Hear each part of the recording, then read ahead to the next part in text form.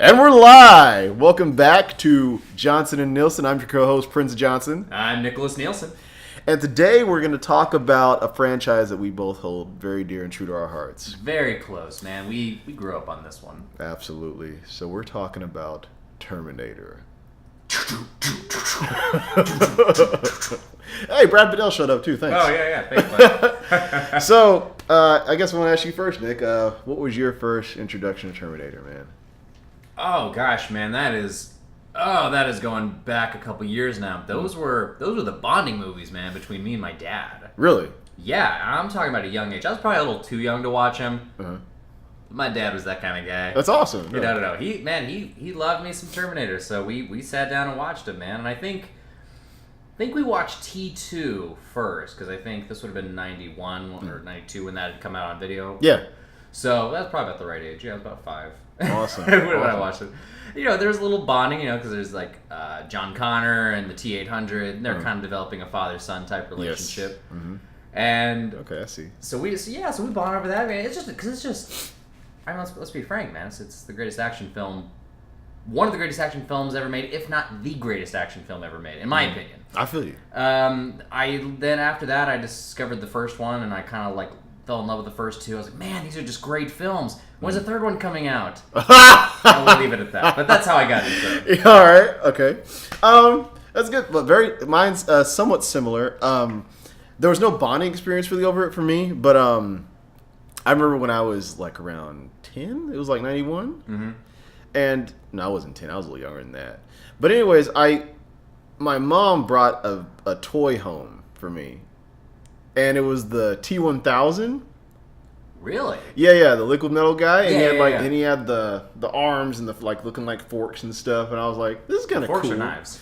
Well, it was like the hook arms you used to catch up to the police car. I never had that toy. I'm kind of jealous. Yeah, no. I had a couple Terminator toys, but we'll get into that in a sec. Yeah. I was like, oh, this is kind of cool. And I remember seeing the commercials for it, on TV. I just remember some building blowing up and stuff. Oh, yeah. And the dude turning into the liquid metal and the fire truck and all that stuff. Yeah. So I never got a chance to see the movie in theaters as a kid, but I do remember my mom getting the VHS for me. Right. And I feel like every kid had that VHS. Oh. I know it's an R-rated movie, but every kid I knew had that VHS. Well, think about it. There were toys for it. Right. With that said, there was also toys for Alien and Predator. Yeah, but back in the 90s and I guess 80s too, I assume toys were just RoboCop 2, man. That movie, the opening scene is yeah, his legs blown up. Yeah. Oh, the first one. Yeah. But yeah, so I remember watching the movie at home by myself in my room, and I was just from the get go, man. I was in it, just big dude with electricity around him, and he messes up this biker bar full of rednecks, and I'm like, oh my God, what is happening right now, man? You need your clothes, your boots, and your motorcycle. Yeah, man. Yeah, dude. And, man, I was just like, okay, what is happening right here, man? And then John Connor shows up, and I had never really, besides Home Alone, I had never really seen, a kid actor. Yeah. And this kid was, cussing, and, he was, a little adult, and I was like, dude, this kid's a badass. I want to be like John Connor, man. Yeah. Shout out to Edward Furlong. Hope you're doing good wherever you are, man. Yeah, man. You did fantastic in that role, by the way. Absolutely. And yeah, man, just and then later on, I found out my brother had the Terminator 1 VHS. Okay. In this big collection that he has in my mom's room. You're like, what's this lost gem? Yeah, and it just said legends were true. Well, yeah, and it just said the Terminator, and I was like, okay, this is weird. And it didn't have the cool metal font or anything. It was just a regular old VHS HBO tape. Sure. So I popped it in, and it was Arnold popped up again. And I was like, okay, this is the first one, I guess. But it was totally different. It was kind of a romance. A little indie, kind of smaller. Yeah, but film. Still really cool, man. Still had that same tone. Yeah, kind of the White Knight protecting the princess kind of feel to it. No, and you know what? You're not the first person besides me and you have watched them out of order. Uh-huh. So did you notice the first time you watched it? Okay, you watched T2 first, and it's it's great. It's got all these amazing action scenes. Uh-huh. And then you go to T1, and Kyle Reese is one of my favorite characters. The first time I'm watching him, I'm like, who the hell is this guy? Yeah. Why is Arnold the bad guy? Right, yeah. Where's John? What's going on? wait, how come Linda Hamilton's acting like such a little coward? Right, She's right. a badass. Right, yeah. Yeah, but then, by the end of it, you kind of fall, dude, you're like, Kyle's great. No, he's a great And character. then you rewatch 2 again, you're like, man, I wish Kyle were here. I know, dude. He's such a great character. Well, technically, if you watch the special uncut edition. I know, he's got that 5 little... little cameo. Yeah. Not a bad cameo. He looks the exact same. Like, he just walked off the other set. Yeah, he really does, man. Yeah. So, yeah, that's my introduction to Terminator 1 and 2, man. Let's, you want to do a quick little review for, Which one? Let's just go from the beginning, man. From the 1? Okay. Yeah, so what are your thoughts on the first film, man? Oh, man. Terminator 1 is such a good movie, dude. There's always been a debate, I know, like, between which one's better, T1 or T2. It's T2. Definitely T2. But... as a film, I mean, it's a better film. Yeah, but for what James Cameron had to work with and all the problems he was encountering, like having to, like... originally the T800 was supposed to be the T1000 model. Oh, I didn't know that. It was going to be... I think he was going to still call it the T800, but it was going to be a liquid metal man. Oh, wow. That's cool. Yeah. But technology just wasn't there. Yeah, they couldn't do it, man. Sure. And originally he wanted Lance Henriksen to be the bad guy. The Terminator. To be the Terminator. So what happened with that? Why didn't Lance...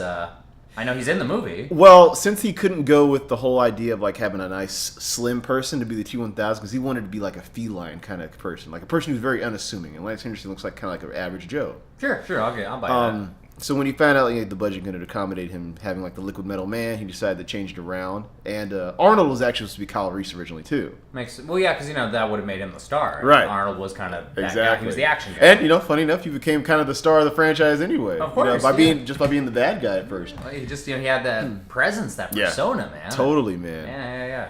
And yeah, so Arnold got switched to being the bad guy because he wanted somebody who's kind of like big and imposing. He said instead. Sure. Well, I mean, once he met him, he was just like, holy shit. Yeah, man.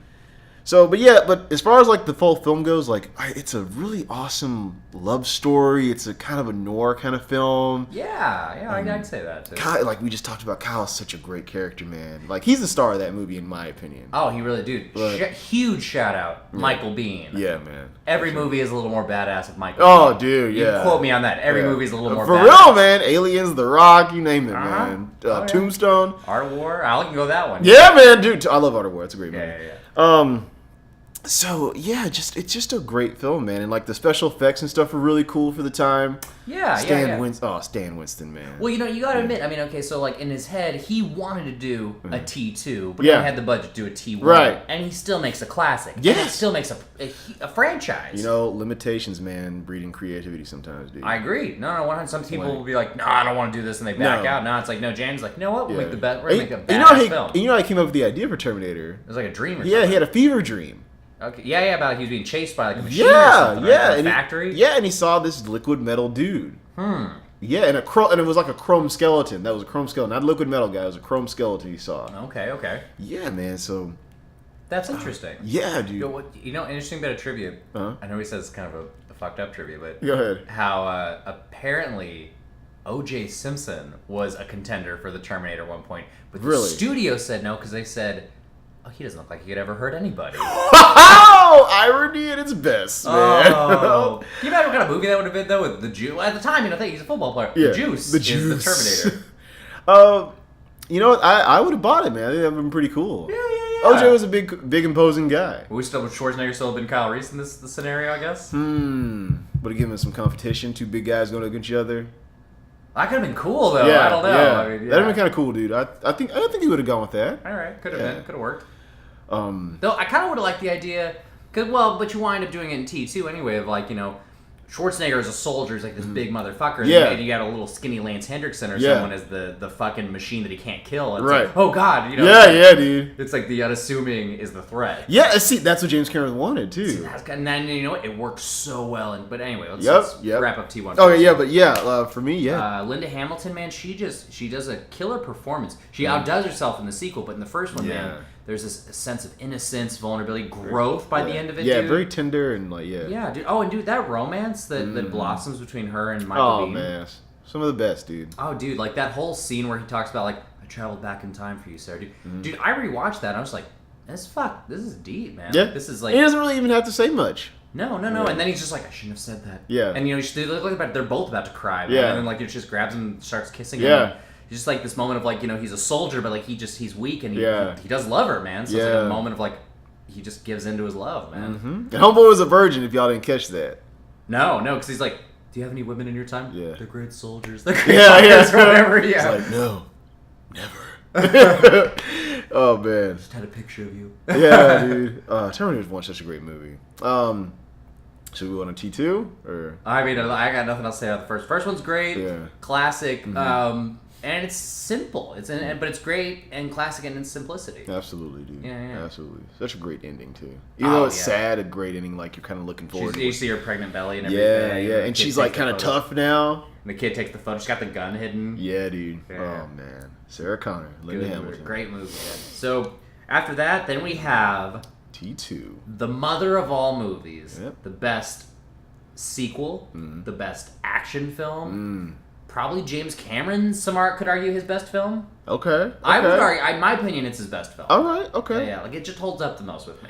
It definitely holds up a lot. I mean, it's getting a re-release this year, dude. 3D release. Yeah. I'll probably go see it too. I am. Yeah. I really want to see that in theaters. Yeah. So we're talking about T2, Terminator 2 Judgment Day. Judgment Day. One of the most incredible intro sequences, man.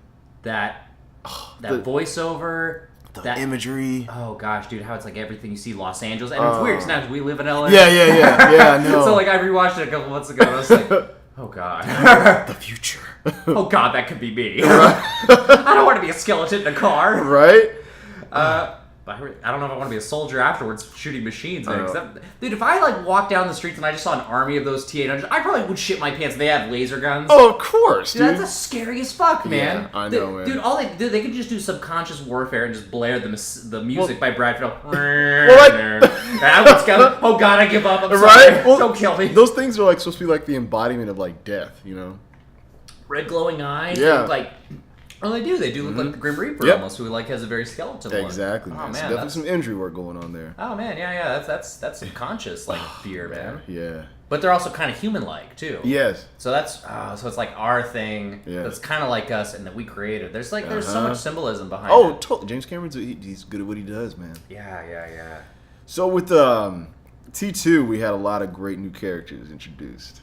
Oh yeah, gosh. Yeah. Well, a reintroduction to some class characters. We got Sarah Connor, who's worlds different from her role in the first film. Man, she is a force, dude. man. One of the greatest female action stars. No, you know what? I'm gonna scratch that. One of the greatest action heroes.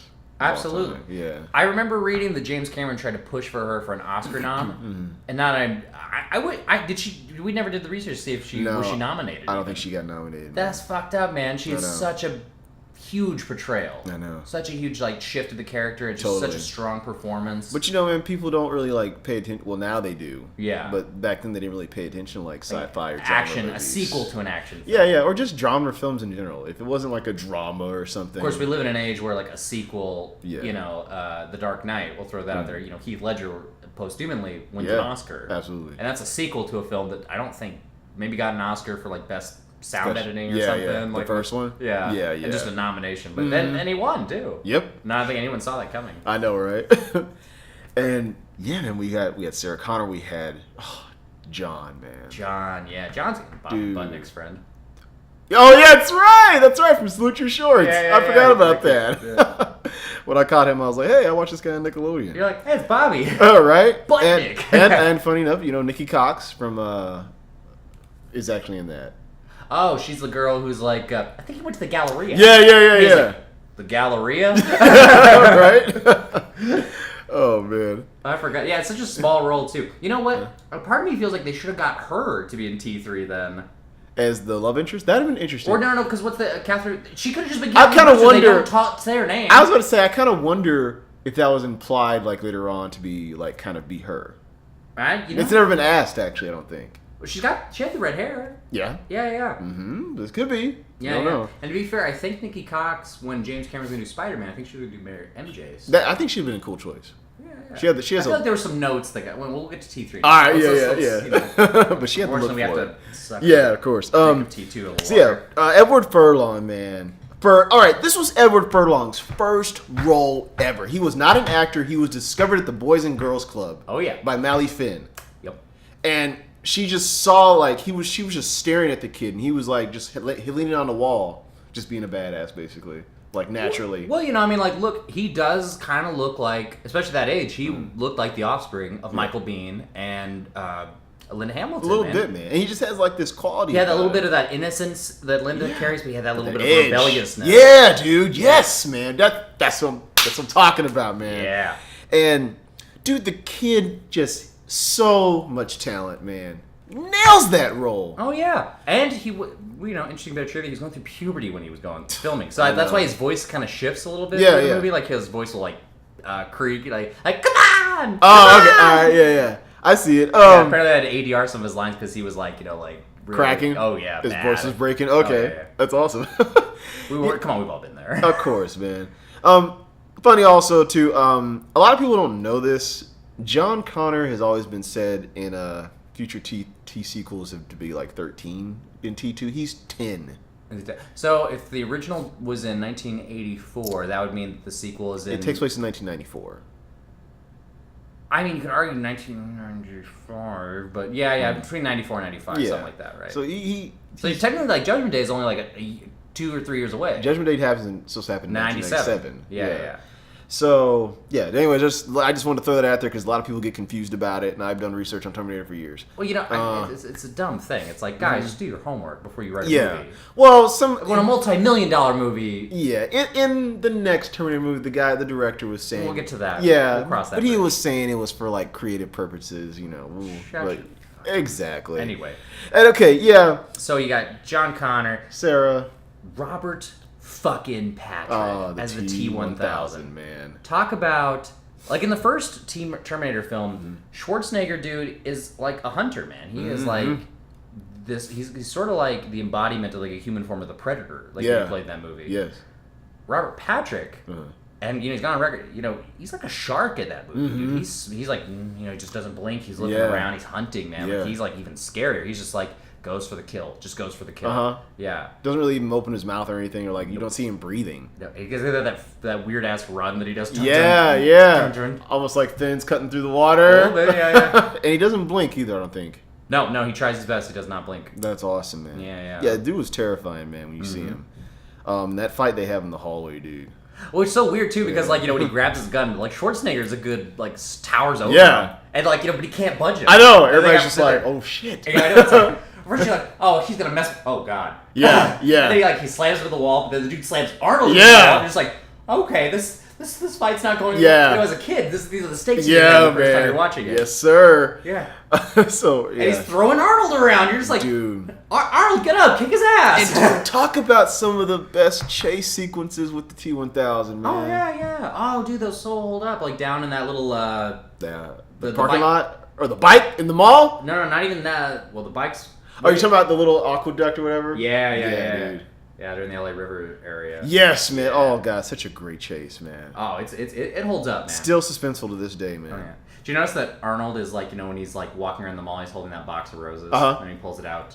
It's a gun and roses, which was on the soundtrack. Oh, is that what was supposed to be? Like, I never looked into it, but I kind of, you know what? You might be right though, man. Yeah, maybe. You just might be right. That's pretty damn cool. That's pretty damn awesome. I didn't even think about that. I love that movie. And speaking of which, man, do you have any more to say about the 2000? About Robert Patrick? Yeah, Robert. Man, just like, he's a guy. They peaked really hard with him as the villain because after him, I don't think they ever quite they never did it. Like in the series, they never made a memorable villain after him. Nobody's lived up to that yet, man. And shout out to some other supporting characters that were in the film. Miles Dyson, great character, really underrated too, and like plays a huge part in the whole conception of like Cyberdyne and like Skynet. Yes, well, he's creator of Skynet, basically. Yeah. Man, Epitha Murkison, who played his wife, great actress, man. Whew, we had such a great cast, man. Earl Bowen. Dr. Earl Bowen as Dr. Silverman. Yeah. How's the knee? Oh man, she stabbed me in the pen. She stabbed me with the diva. And he mostly does voice work and stuff now, like Legacy of Kain and a few other things. He's a great voice actor too. Yeah, no, he's great, man. I would have liked to have seen him back in some of those other ones, but I think he was a definitely missed presence. Absolutely, man. Yeah, and Joe Morton was Miles Dyson, by the way. Oh man, he's great. I love great Joe actor, Morton. man. Yeah. Not a good film, but Blues Brothers 2000, he's good in it. Yeah? I like it. He's a good singer, and so I love him as an actor. Awesome, man. Yeah. So, all right. Enough about T1000. Enough about T2 in general. It's just we haven't talked about the man. Ooh, Schwarzenegger? Yeah. What about him? He's perfect. He just walked out the set like he walked out the other. There's not much to say. Well, come on. James Cameron did one of the best, and probably one of the first that I can remember, like flips of the script, man. Where you take the villain of the story and make him the hero. You know what? That is true. And you know what? From what I heard, he didn't want that to be revealed, but the trailers revealed it, and he was a little mad about that. Really? Because if you go into the film, dude, you won't find out till that hallway scene.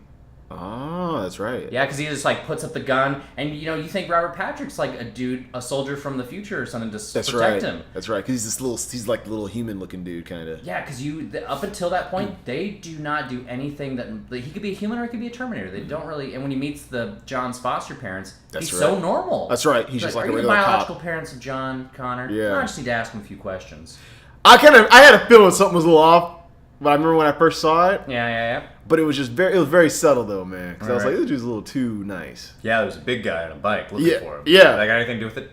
No. I wouldn't worry about him.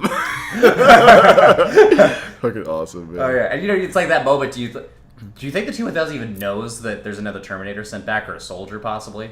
Because he kind of says that. He says, "I wouldn't worry about him." It's like I think he probably like knew that there was somebody coming.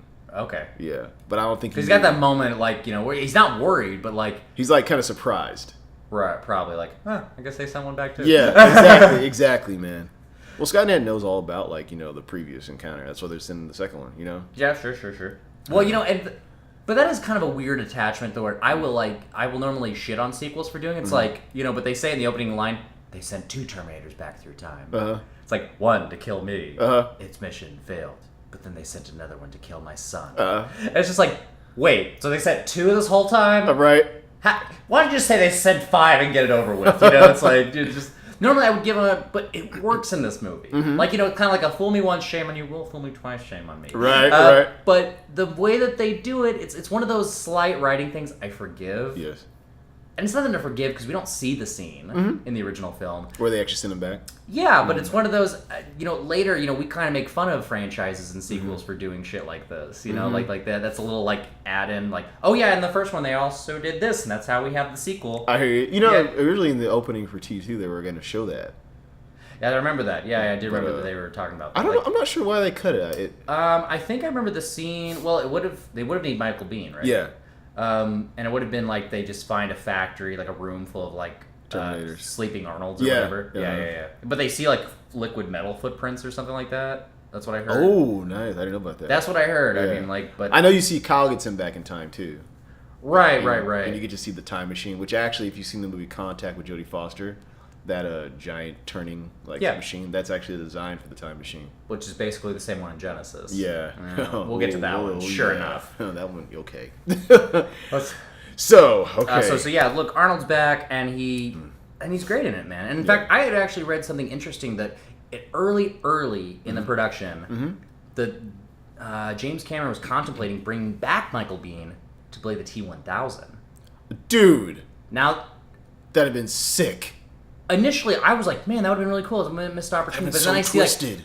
Yeah, but it would just raise more questions of wait, why does he look like Kyle Reese? How would Skynet know that Kyle Reese is his father? Oh, okay. So it was one that he thought of, and when you initially hear that would totally flip it. Oh yeah, all right, yeah. But nah, it's a little too much, a little too on the nose, a little too like you said, how would they know? Yeah. Okay, then why not just kill Kyle Reese in the future then? Exactly.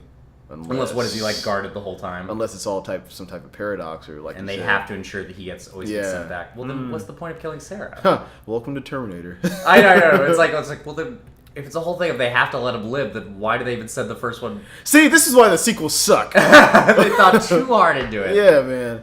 Speaking of which. Yeah. Okay, so what do we want to talk about T2? Any of the last things? Look, it's great. It's wonderful. Is there really anything that we can say that hasn't already been said? Dude, to me, it's one of my top 2 movies of all time. Top 2 movies? It rocked my top 20.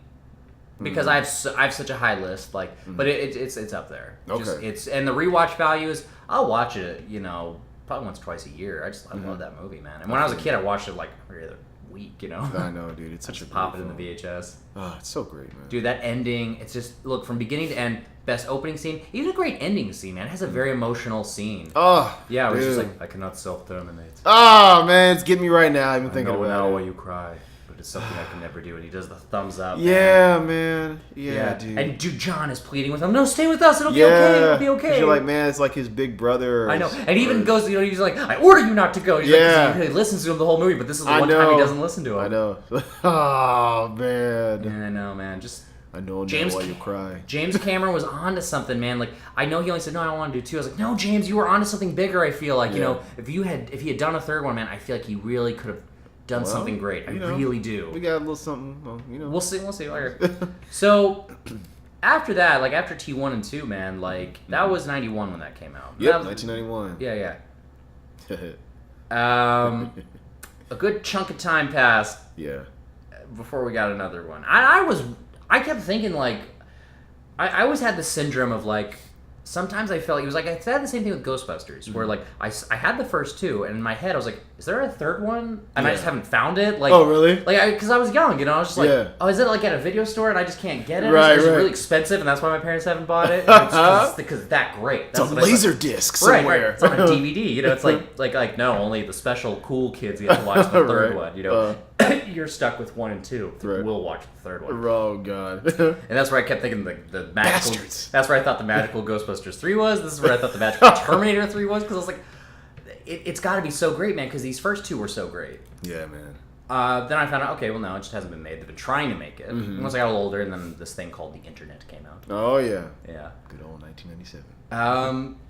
But we got other James Cameron films in between there. We got True Lies. We got Titanic. Mm-hmm. And then... Good films, too. Somewhere along the lines, they announced they were going to do a new Terminator film. Yes. With Arnold. Yes. But... no James Cameron. Yeah, man. That was the big blow for me. Why? Okay, I've heard many different stories. Okay. What did you hear? Why did he not come back and do T3? I had heard that he really didn't want to do T3. But now I'm hearing things that totally dispute that.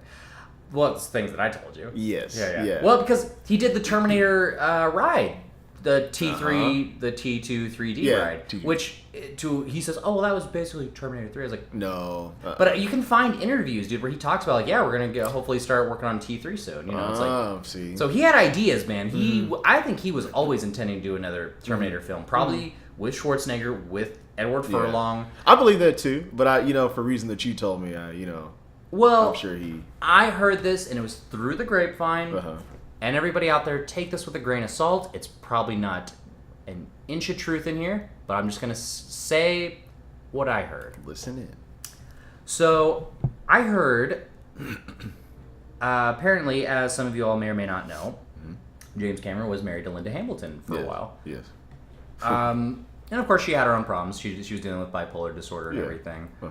But apparently, there was maybe an affair, and that's what led to the divorce. Like, the bipolarness had kind of drove him away. It's like in his moment of weakness, he had an affair. She found out, and she did not handle the breakup and the affair very well. I hear they're on good terms now, but at the time, it was like pretty rough. Yeah. Oh, like she was out for blood.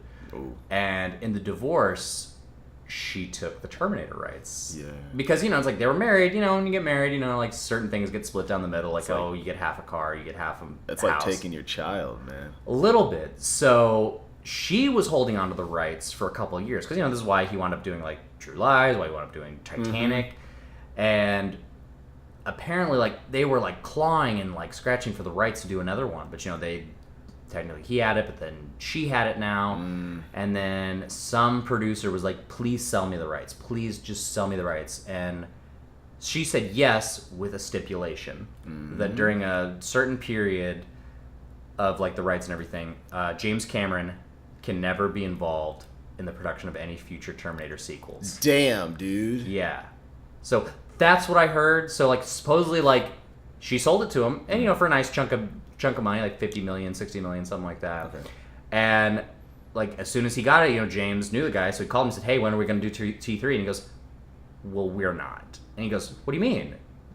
It's like, and this is coming off of Titanic and everything. You're just like, well, billion-dollar franchise. This is a no-brainer. He already made a fortune with the other two. He just rocked like the highest grossing film of all time. Yes. Before he did it again with Avatar. Which is surprising. Yeah, and now he's not going to be able to write and direct his baby. It's like, it's no-brainer. It's like, look, just let him do it. It's... That's the story I heard, and that everything about him saying, "Oh, I only want to do 2, I never want to do 3," is him saving face. That's the story I heard. I don't know if it's true or not. It's just what I heard, and I don't know any more than that. It's okay. What do you think about that? Do you think there's any truth in that? Most definitely. I've known a little bit about like the affair and stuff from like other outside sources, like just reading articles and everything, and It kind of goes along with what you said. So, I really feel also that James Cameron's been trying to do T3 on his own also for a long time, but it just became so much, man. Like it was becoming a battle, like to keep his kid, basically, man. I mean, look at when T2 was released and when T3 finally got released, man. That was, 12 years? 11 years? Yeah, man. It was a long time. Yeah, it was 91 to 2003. That was about 12 years, man. Yeah, man. And during a divorce and during rights issues. And, you want to work on other things, too. Yeah, and I'm glad he got out the projects, like Titanic and True Lies like you talked about. And he produced a few things, too. Yeah. I mean, I think he did the Dark Angel TV show at the time. Yeah, that's right. Jessica Alba. Yeah. He brought Jessica Alba to the light. That's right.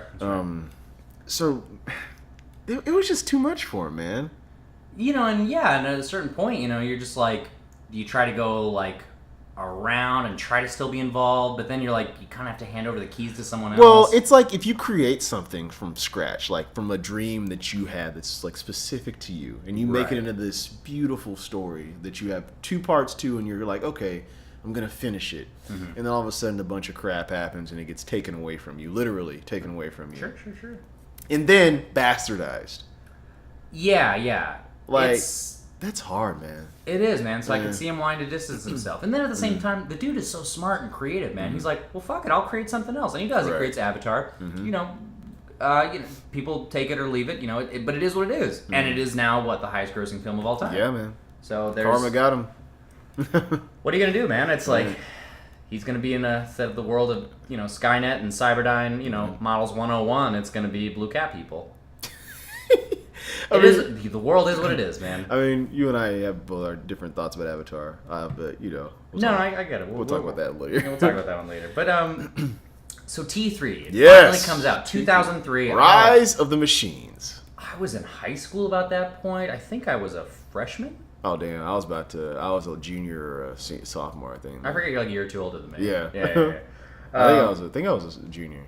Yeah. I might have been a freshman or sophomore. I can't remember. But it came out that summer. I remember, I think I saw it with my dad. No, I saw it with my buddies. But anyway, yeah, I remember kind of following it. And I was initially excited, and then I was bummed. Like, what, James Cameron's not doing it? You're the first two. And I was like, I'll be honest. Yeah. I was so ready for that movie. I didn't even care James Cameron wasn't doing it. I was just like, I want them to like finish this story. Personally, I felt deep down it was going to be bastardization from the beginning. I was excited for it too, but I just saw a lot of early telltale signs. Recast as John Connor. Yeah. That broke my fucking heart, man, because I love Edward Furlong. Yeah, and the dude was still acting. I know he had like some substance problems around the time, but he was still working on stuff. Like he was in one of my favorite comedies that came out like a year or two prior, Detroit Rock City. Oh, okay, yeah. I fucking love Detroit Rock City, and he's great in it. I haven't seen that yet. Oh, he's so funny, man. It's about the 4 kids that try to go to the Kiss concert and everything. Okay, It awesome. is such a funny goddamn road trip Awesome, movie. I'll look it up. So funny. Yeah, it's a good period piece movie. He's great in it. Awesome. Like he is really funny in that Is he movie. the star? Well, it's the four guys. It's on like they're the 4 leads. Okay. But he's kind of the leader of the group, sort of. Okay, Yeah, cool. his name's Hawk. Hawk. Yeah. All right.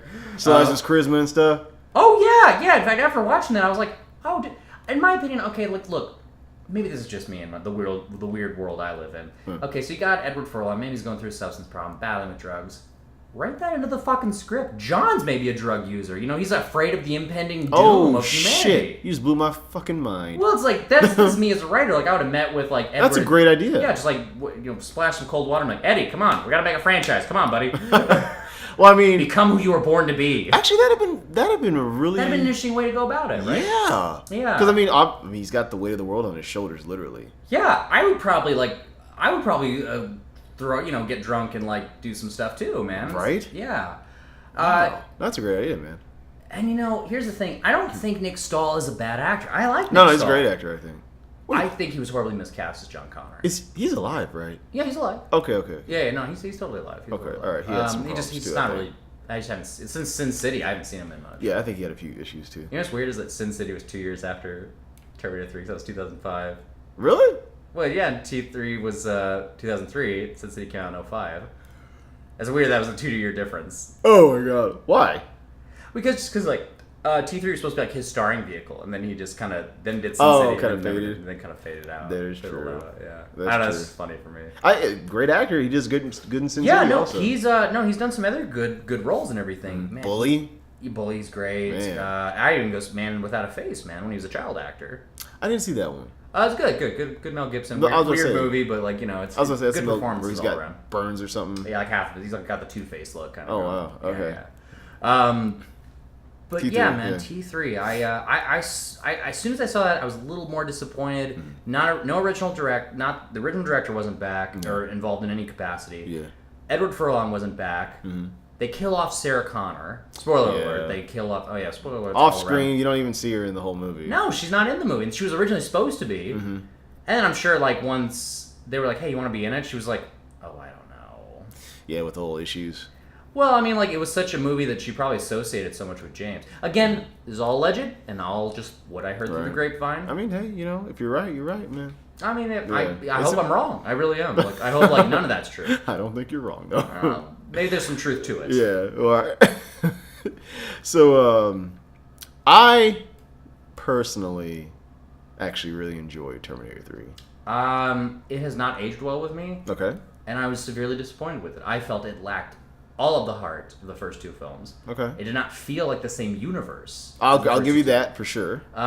Aside from maybe like his visions of Judgment Day in the beginning, and even then they just looked off. Yeah, everything looked a little too... Looked too video gamey. Yeah, like they're trying to make it dirty, but it looks too clean dirty. Well, yeah, it looks like a video game, like Yes. like clean video. Yeah, and like, where's the real robots? Like the real like. What's that awesome blue hue over everything? Why does everyone miss? Why do they bring back the blue hue, man? It's like it's an easy lighting effect. I put the blue hue in my own short films. I know. Hey, you know they. Jonathan Mostow, who's the director of the T3, he also directed U571. He just wanted to do his own thing, man. Look, I get as a director you want to do your own thing, but when you step into a franchise, let alone the franchise of the sequel to one of the best action films ever made, there's a certain responsibility that you undertake. This is my same disappointment I had with Paul Feig's Ghostbusters film. This is what and Jonathan, I'm coming right at you when I say that, man. That I get it. I get that you want to do your own thing. John Mostow? John Mostow. And I applaud Paul Feig that you had good intentions, but you gotta know your fan base, man. You gotta respect them a little bit, man. It's like, you know, these are the people that, like, you know, will make it successful. Here's the thing. You do, say he had done it more faithfully to, like, how James would have done it. Then if it's successful, then part 4 is when you do your own thing, kind of. You transition it. There's a right way. There's a smarter way to go about it. I think one issue, too, also is that they didn't just lose James Cameron. They lost William Wisher, who's also the co-writer for T1 and T2. That's right. Oh, William, why? Wait, what do you mean they lost him? Like, he just didn't want to do it? Or I'm pretty sure he just walked away. I don't know the whole story. I'm pretty sure he just walked away when James walked away, though, man.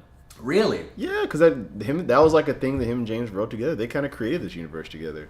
Like, yeah, it was James Cameron's Genesis, but, like... Right. He definitely, like, was a It's like doing Twin Peaks with just Mark Frost. Basically. Yeah. Funny enough, William Wisher did come back later on. Which movie? No, he worked on some of the stuff for Sarah Connor Chronicles. Okay, we'll get to that after this. Okay.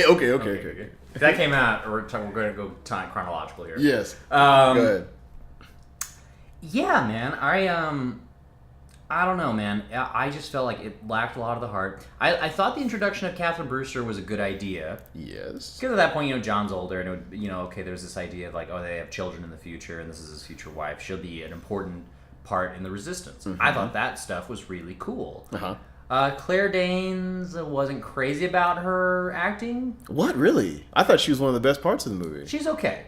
Really? She's all right. I love her as an actress. I kind of like Bryce Dallas Howard a little bit more in the movie, and it would have been cool to see like really? if she'd been acting at that time, because I don't think she had jumped in till The Village.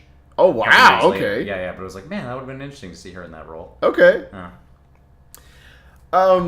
Yeah, so like because of the lack of continuity and the lack of like, just I don't know, like it just felt like a retread of T2, but safer.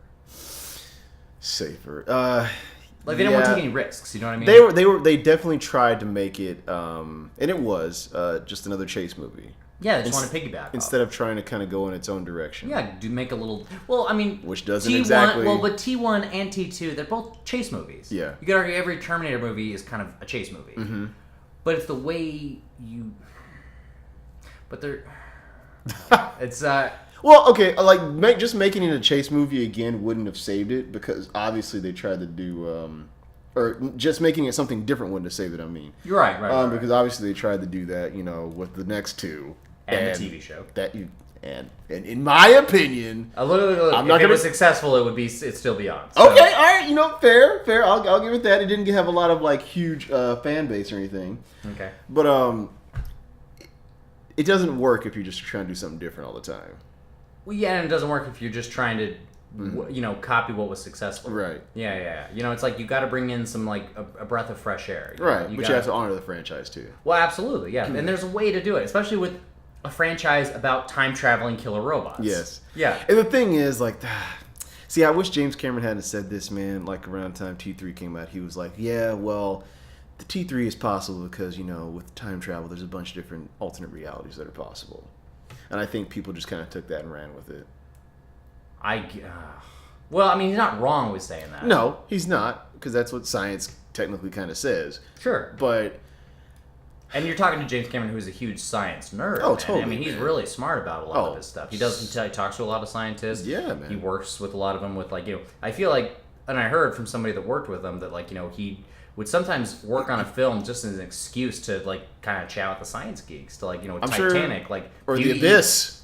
Yeah. Yeah. Mm-hmm. Oh, absolutely. Yeah, because he's fascinated with, like water even more so than I think space. Yeah, I get that. Yeah, man, just... Okay.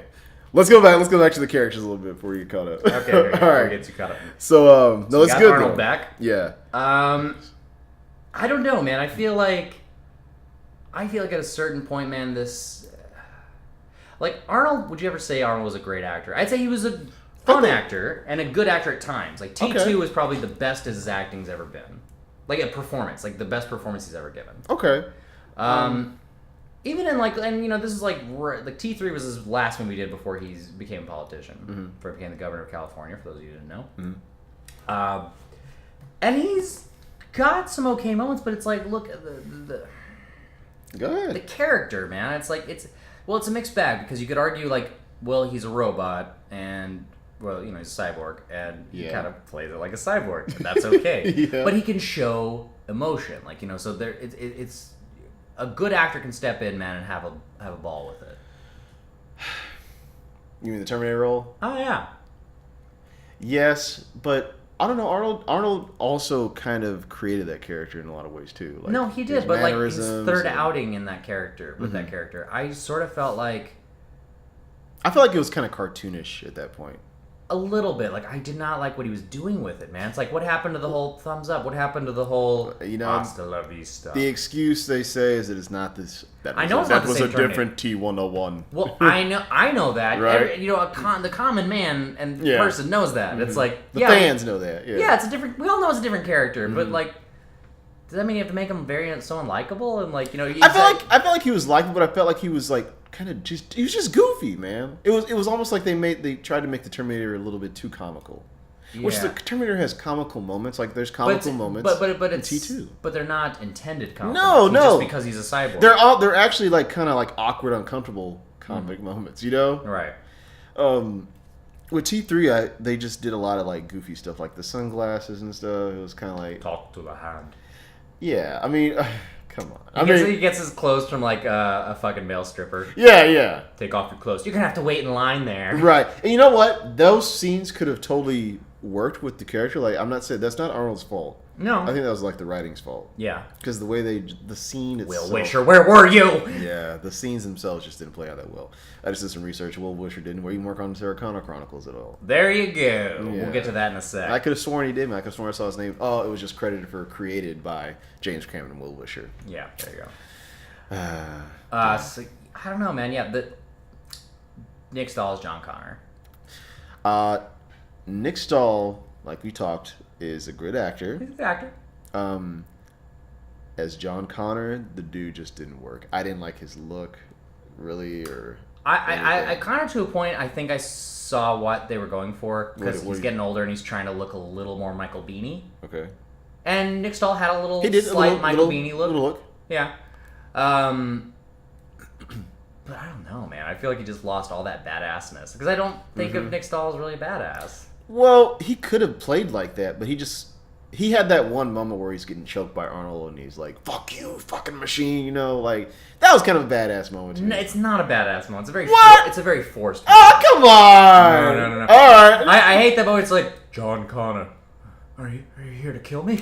See, No. You must live. Oh, see, that's one thing I really hated about Arnold in that movie. He was too prophetic. Well, it's like, look, it's a third outing. It's time travel again. We get it. Yeah.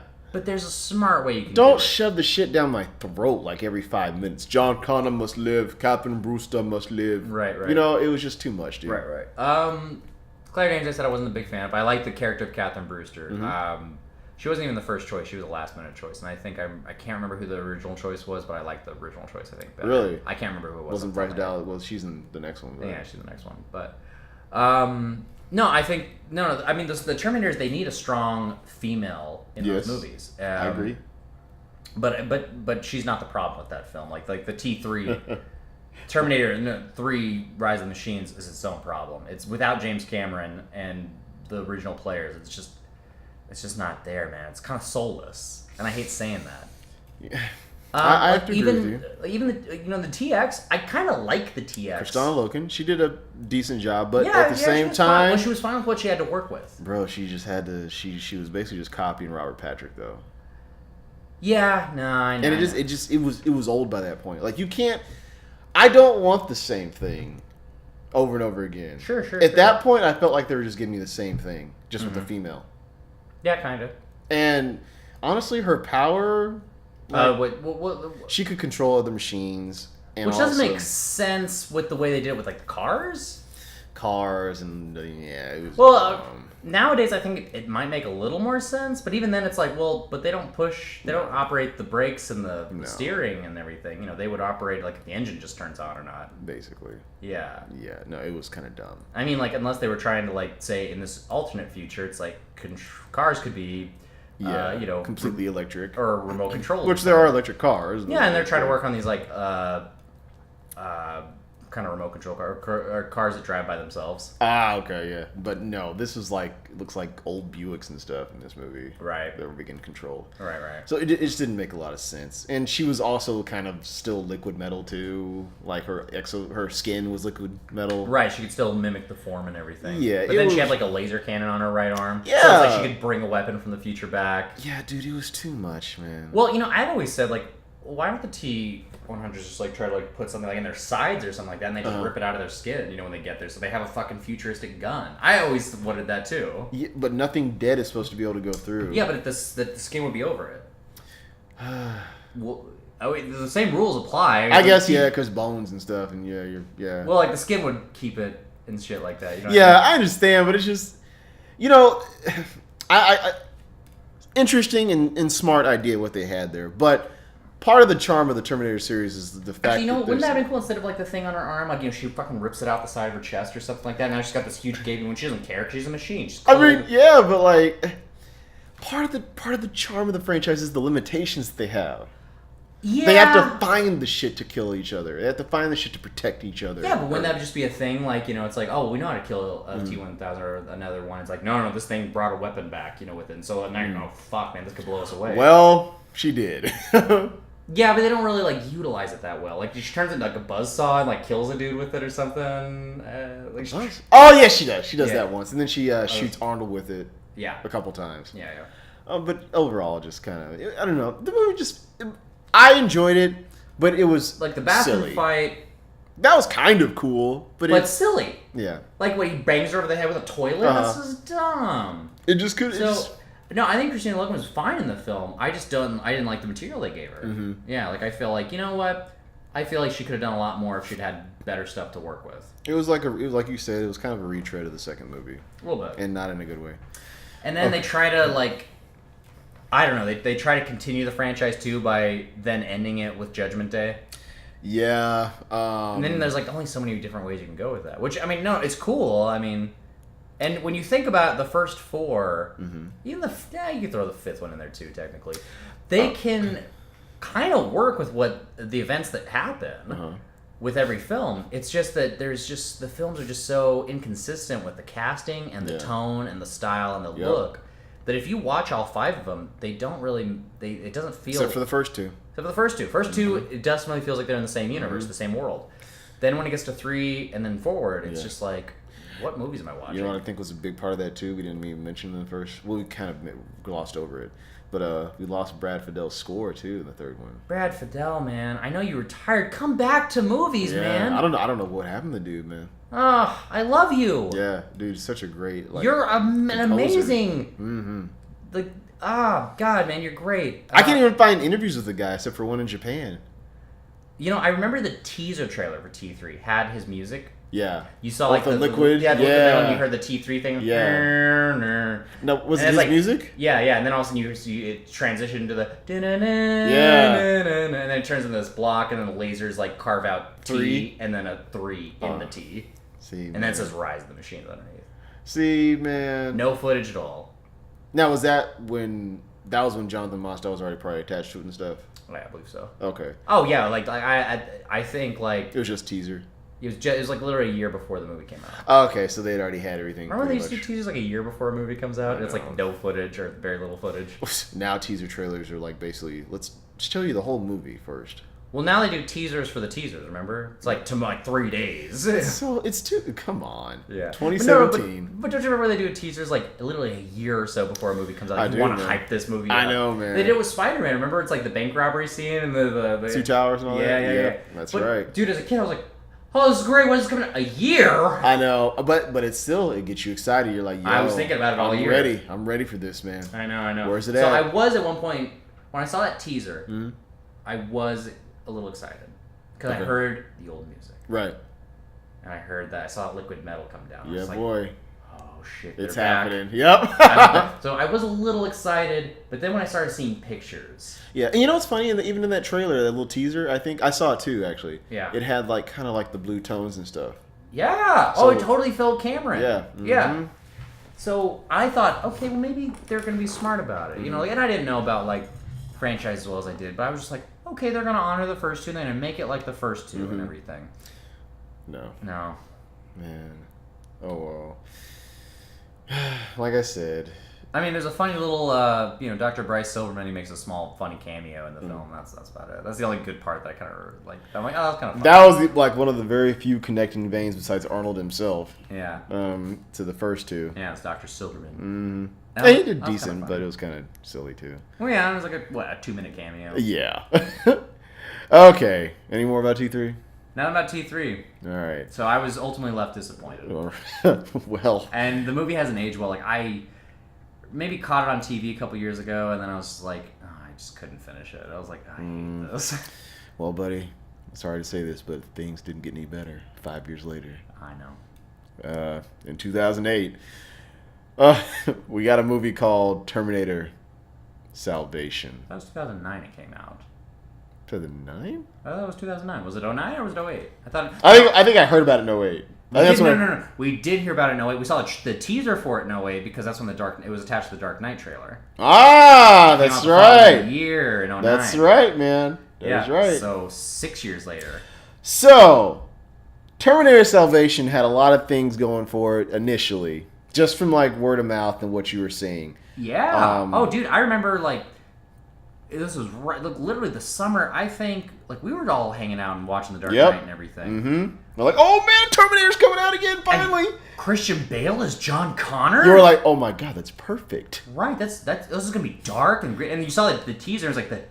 Oh man, the music and stuff in the trailers were like awesome, dude. Yeah. And I was like, Kyle Reese is back. We're in the future, and we're seeing Kyle Reese like as he's growing up. Yeah, and it's by a good actor, Anton Yelchin. Rest his soul, man. Rest his soul, man. Great actor. But yeah, dude. Oh well, we knew there was no Arnold. Well, as far as no starring Arnold. I was okay with Arnold even possibly not being in it at all because when I heard the story they're going to go for, just by trying to show John Connor becoming the leader of the Resistance and stuff, and the future war. I couldn't say I was a little disappointed because, like, again, he is kind of the face of the franchise. Like, even though I didn't like T3, and I criticized Arnold's portrayal in the third one, I still enjoyed that he was in it. Of course, and I had a feeling he was going to pop up somehow. I did too, and I think they did the best with what they did. They did. Yeah. And dude was, he was the governor at that time. Yeah. My problem that I heard, I'm not going to say problem. It wasn't a problem yet. What did you hear? My concern was when they told me that the guy who directed Charlie's Angels was going to direct Terminator. Oh, McG, man. Besides the Charlie's Angels films 1 and 2, that and Full Throttle, what else has he directed? I really don't know. Because, like, when you hear that name, man, you're just like... Who the hell is that? Well, you're like, wait... a Terminator film, a dark, gritty one with Christian Bale, and directed by McG and him. Yeah, apparently he directed We Are Marshall. Okay. And Stay Alive. Well, did he produced that Tower Heist movie with Eddie Murphy? No, that was Brad. Oh yeah, an equally talented guy. That was harsh, bro. But you know what? I'll be honest. It doesn't feel like a McG film. No, it definitely feels like its own thing. And it feels like maybe he's trying to branch out. Yeah, and I do admire that he was trying to make a different kind of movie. Sure, yeah. He saw the first 2 movies; they were great. Mm-hmm. Then he saw the third one; they were trying to retread on 2. He said, "You know what? Let's do something a little different." Yes, that's awesome. Let's go forward. Let's try to do what James Cameron probably wanted to do anyway. Right? Yeah. Which is go to the future and see what happens there. Yeah. Now, granted, he didn't quite do what I wanted to do. You know what would have been an interesting idea? Go ahead. What if they were in the future and then you saw someone from the past come to the future? Like who? Like a young John Connor. Like, what if there's a young and an old John Connor? Well, technically, you kind of get Marcus. No. But hear me out. Like, remember the T2 3D ride? Yeah. What if you did something similar to that? Okay. With it's a Terminator and it's a young John Connor. John Connor has no memory of ever doing that when he was a kid. Like going to the future? Yeah, but you focus the movie with the old John Connor, and suddenly you see a young John Connor. So your face like John, we found someone. Who is it? And it's like it's like, get off me, man. It's like it's me. Wow. And he has no recollection. That's a fucking movie right there. Do you think what was your idea? What you think he would have had his? I just made that up on the fly. I know, but like, let's play a little bit here. Do you think he would have had his mind like? Why do you think he's drawn from an alternate like timeline? Like somebody probably from by the end of this film goes back in time and does the event, so it hasn't happened yet, and it's like it hasn't happened until John sees it happen. Like, so at John's perspective, he never witnessed that. Okay. I know, some time travel looper. No. I could be on board with that idea. Speaking of which, you know who actually would have made a great John Connor? Joseph Gordon-Levitt. But anyways. Wait, young or old? Or are you talking about just in that movie? Like as like an older John Connor, not like full grown adult. Like, not like I'm full grown, obviously, but not like 40s John Connor, but like John Connor maybe in his late 20s, early 30s. That would have worked. Yeah. He's kind of got the look a little bit. Yeah. I do question his acting ability, honestly. I think he's a fine actor. He's okay. I've met him. He's a nice guy. No, I'm sure he's a nice guy. I'm just talking about just acting-wise. But he has gotten a lot better. I think he's got the charisma, man. I really do. Okay. I see him getting better as he gets older, too. Okay. Yeah, T4. T4. Let's stay focused. All right. Christian Bale's John Connor. I was very excited. We were all very excited. The idea of that. Okay, we established that. We were all excited, but what did you think when you finally saw him? My name's John Connor. I'm actually Batman, though. We stay the course. We are dead. Yeah. We are all dead. Yeah, what the fuck was that, man? Seriously? Like, he's trying to this, like, Clint Eastwood You don't need to do that. Just be yourself, but with an American accent, man. This is not the war my mother warned me about. Yeah, he's just so... He was trying way too hard, I man. feel like he had just got finished playing Bruce Wayne twice, and he kind of couldn't shake it. Something, man. Seriously. Because that voice was not working for me. It was too over the top. It kind of made it too cartoony. I wouldn't say cartoony. It's just well, first of all, you're a British dude trying to sound like a Clint Eastwood character, and I could hear. Do you think that's what he's kind of trying to do, for real? Make him kind of like a gunslinger. A little bit, yeah. Well, no, just like he's not trying to be gunslinger. He's trying to be Clint Eastwood. Because Clint Eastwood is gruff. He's tough, and that's what he wants. That's kind of what John Connor was in that movie. That's what he wanted. That's how he envisioned how John should be. Okay. Yeah. All right.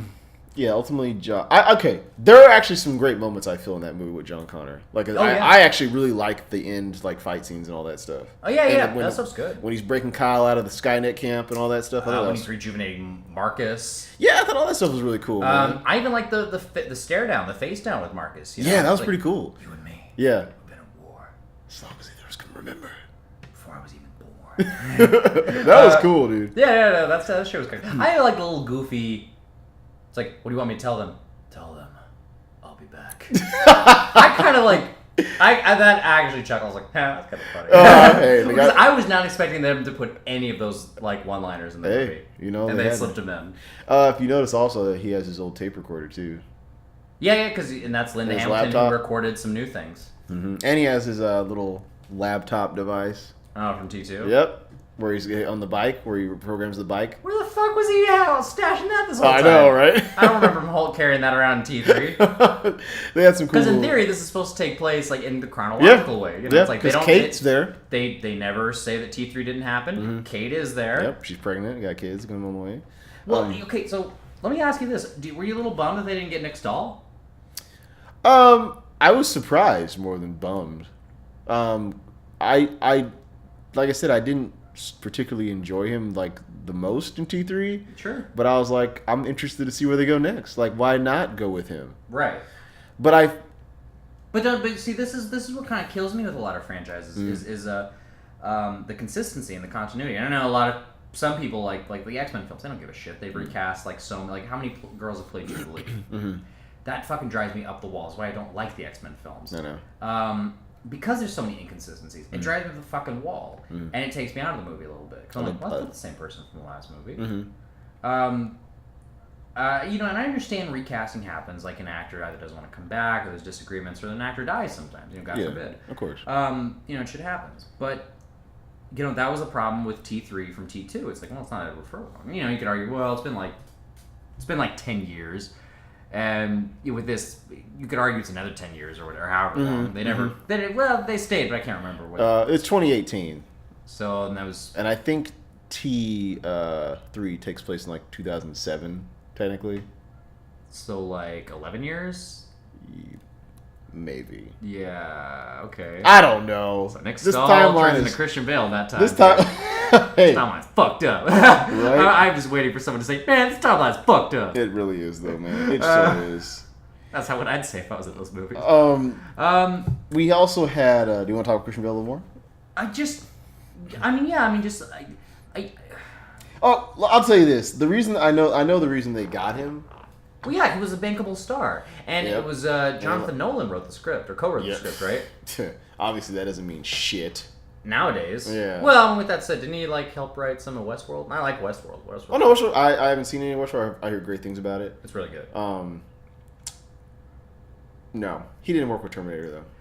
No, but you kind of feel like... But he should. He should work with Terminator. He should. But because he's Christian fucking Bale. But you see, do you think this is the beginning? Because, Christian Bale went from being a character British actor to...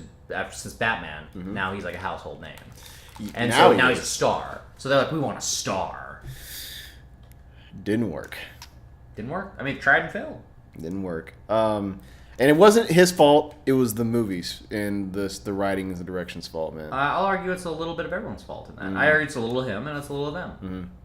Also, his meltdown. Yeah, I know.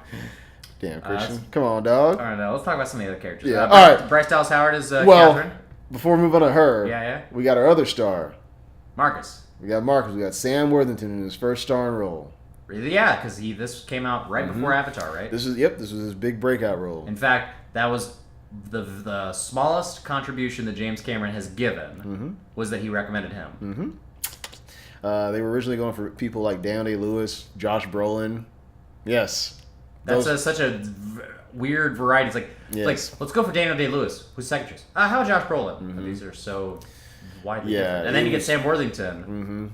And you're just like, well, this is like the most random list I've ever seen. I remember like in between T3 and T4, they were talking about like having Vin Diesel be a part of T4 and stuff. Dude, I remember Vin Diesel being a part, rumored back in T3. Like he was going to be TX. Oh, wow.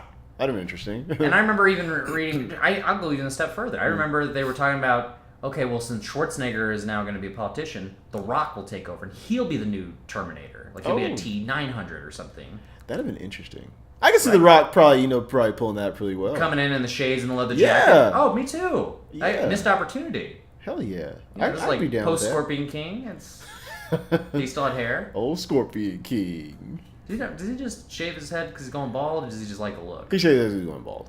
Is he really going bald? Yeah. Oh, man, because I liked him with hair. I didn't, man. I mean, I like Bruce Willis with hair, too. But well, yeah. No, Bruce would look cooler with hair, man. He did look cool with hair, but let's be real. That motherfucker is going bald. Yeah. Hey, it is what it is. I know, you know. But not everyone can have this luscious locks like I do. You know what? When I lost my hair, I said, fuck it. Yeah, see, then you grew the beard, so that's like we should have the bald beard. No, Jack can't grow a beard. I wish I could grow a beard. Oh, well, all right. But, it's like, like, I guess, bears can't be choosers. Yeah, that's true. I don't beg for hair, though. Fair enough. I beg for a beard. So, Marcus, Sam Worthington. As a cyborg Terminator, he's human. Well, he's a Terminator with a heart and a brain. What? Like, what was going on? Like, what was... Well, no. I think that could have been a step in the right direction. Okay. If it was done right. Okay. Like, okay, that's different. Mm-hmm. These could be villains with like emotions and flaws and problems and stuff like that. So they're not calculative. They're not. They're unpredictable. Mm-hmm. But yeah, what were the writers intending to do with that? I have no fucking idea, because when it was all said and done, I was like, wait, what was the plan again? I get to make him like a human, like a Terminator that actually thinks for itself. Okay, so he's a Terminator. But in T2, yeah, if you watch the director's cut, yeah, Arnold's chip can be deactivated to a certain degree where he can actually learn human behavior, right? To where he becomes more human. If you look even in the theatrical version, that's why Arnold seems to be more human by the end of the movie. That's where he's kind of like, John, you have to go now. He's actually more emotional. Yeah, no, he says it even in the theatrical cut, where he's like, my Cyberdyne chip, it's like, the more I interact with humans, the more I love Yeah. And like, well, in the direction, you actually see him like do that. To smile and they try to teach him. No, I remember that. I remember that. So I feel like I don't know, they kind of skimmed over that really badly. Like, they just kind of said, okay, fuck that. Well, because what I heard was in the original first draft, John Connor was a secondary character. Okay. Like, I think he didn't even appear till like midway through the film or something like that. Was Marcus still involved? Marcus was the lead. Like, the movie was focused all on Marcus. And then when Christian Bale came on, they talked Christian Bale to play Marcus. He's like, no, I want to be John Connor, and I think John Connor should be a main player. Oh, okay. So they were really going to go way different with it. Okay. I would have preferred that. I would have too. That would have been a really interesting take on the franchise. In fact, did you ever hear about the rumored original ending? Oh, with Marcus becoming John. Yeah, like John dies. Yeah. And then they replace his skin with John Connor's skin. I don't know. Can you kind of see that? How the fuck would they have done that though? How do they make the skins for? Okay, yeah. I am asking like a weird question about a weird ass franchise. So, right. Yeah. I could have just fucking peeled the skin off, but that's what I immediately think of. But it's like probably some really weird high tech stuff. Except this time it's to the Brad Fidel thing. I wish. Okay, Brad Fidel didn't come back again. And you know what's crazy? We got Danny freaking Elfman, and he makes a mediocre soundtrack. This is the guy who did Batman. Beetlejuice. All of Tim Burton's films except for Big Fish, I think. He stepped out. No, he did Big Fish. I think he stepped out for Sweeney Todd because Spider-Man. Spider-Man, very good score. 1 and 2 only. He didn't do 3. Oh. Christopher Young was 3. That's right. That's some bullshit. And it didn't. It sounded different too. Yeah, I didn't like it. Yeah, man, and he just kind of. I don't know. I don't know if he just decided to phone it in. I don't want to say he decided to phone it in because Danny Elfman's such a professional. It seems, man. Yeah, no, I love Danny Elfman, man. He's made some of my favorite scores. Yeah, Oingo. He's an Oingo Bongo, dude. Oingo Boingo. What I say? Bongo. Ongo Bongo. Oingo Boingo. Yeah, It was hard as hell to say that shit. It's the tip of the tongue. Yeah, but yeah, man. Like, and he just. This nothing in the soundtrack was really memorable, man. They don't even use the. Okay, you know what pissed me off the most? We don't even hear the Terminator theme Till the end of the movie, in the credits. That's the closing credits. Did they actually do it? See, I don't even fucking remember that, man. I remember the fucking but that's like in it. The trailers, yeah. Yeah, but I was taken out by the giant ass Terminators that look like Transformers. the ones with the skin. No, the giant ones that grab people and put them. Oh, okay, the harvesters. Yeah, that just didn't feel like. That felt like a product of our time, not a product of James Cameron's world. I agree. I think Big G was trying to and rightfully so. He was trying to do some new things, which I respect. Didn't work though. Sorry. He was just trying to make some new interesting things. Yeah. But it didn't work. He didn't need that.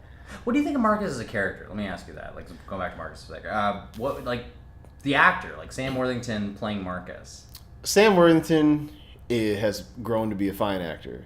I've okay. only seen him in 2 films: Avatar and Terminator Salvation. In Hacksaw Ridge, that might change your mind.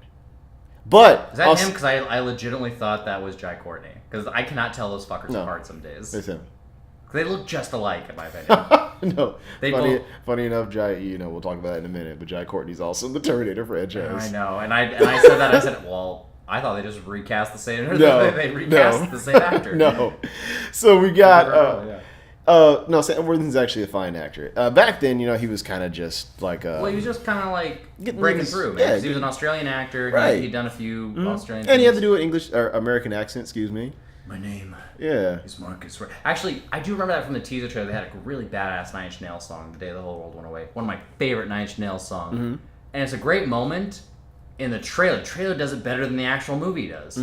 That scene where it's like, "The day the whole world," and like clips the thing off and he looks down. Has a moment, goes, ah! And but the movie doesn't do it, man. Like the way that trailer did, man. Oh wow. Yeah. I don't remember that. Oh, dude, it's a great fucking scene. And it cuts that in scene the trailer. Yeah. And then you see Christian Bale holding the gun. He's like, "What are you?" He goes, "I don't know." I really hope you have. Oh my god. You know what? There were some cool parts in Salvation. They were messing and playing around with some good ideas. I like the idea of the cyborg Terminator that's part human. I just don't think it was utilized well. And the movie itself kind of had a weird cast. There's Commons in the film. Yeah, when he doesn't do anything. I was like, Helena Bonham Carter. Yeah, shows up at the beginning and then she's a program. Yeah, originally supposed to be Tilda Swinton. But that doesn't make regardless. So she just shows up as a program. Well, she was kill John Connor. She was like his psychiatrist or something. No, I thought she was a Cyberdyne executive. But she had like wanted to donate his body to science after he died. But she counseled him a lot or something. Because they had like a kind of a relation, not romantic. They only have 2 scenes. She only has 2 scenes. No, but she explains they had like a relationship. She's been talking to him for like months or something. They were like programming his brain subconsciously. I don't remember. Oh, okay. I can't remember. I'm going. Honestly, I haven't seen the film since I saw it in theaters. I'm going on memory. It's cool. I've seen it a couple times, but it's the same time. Trust me, it doesn't help that much. Okay, rewatch it. Yeah. Yeah, Commons in it. Bryce Dallas Howard, she's good. Moon Bloodgood. Oh yeah, she is in that movie. Anton Yelchin, as we said. Yeah. Who actually, in my opinion, does a pretty damn good job. Oh, I think he nailed the Kyle Reese character, especially as a young version. I really think he did fantastic. I mean, he's no Michael Biehn. No. But he does his own good thing with Yes. it. Yeah. He was great, man. He was really, really good. He had the intensity. He had I don't know. You can see this kid growing up to be Michael Biehn. Yes, dude. Like Yeah, I was like, fuck yeah, look at him, man. That's Kyle Reese right there. And at the end when John gives him the jacket where it kind of goes over his face a little bit, you're like, oh shit, it's Kyle Reese right there, dog. Oh yeah. Hell yeah. And he has the shotgun and stuff too. Oh yeah. And Marcus, obviously, I guess, kind of in the original Terminator, you see Kyle Reese when he first gets his shotgun. He ties it to his arm. Oh yeah. With like a shoestring. Yeah. And you see Marcus do that in this one. And it's kind of how he does, gets Teaches him a little. Yeah. And even like kind of gives him lines that he'll say in the future, like, what day, what year.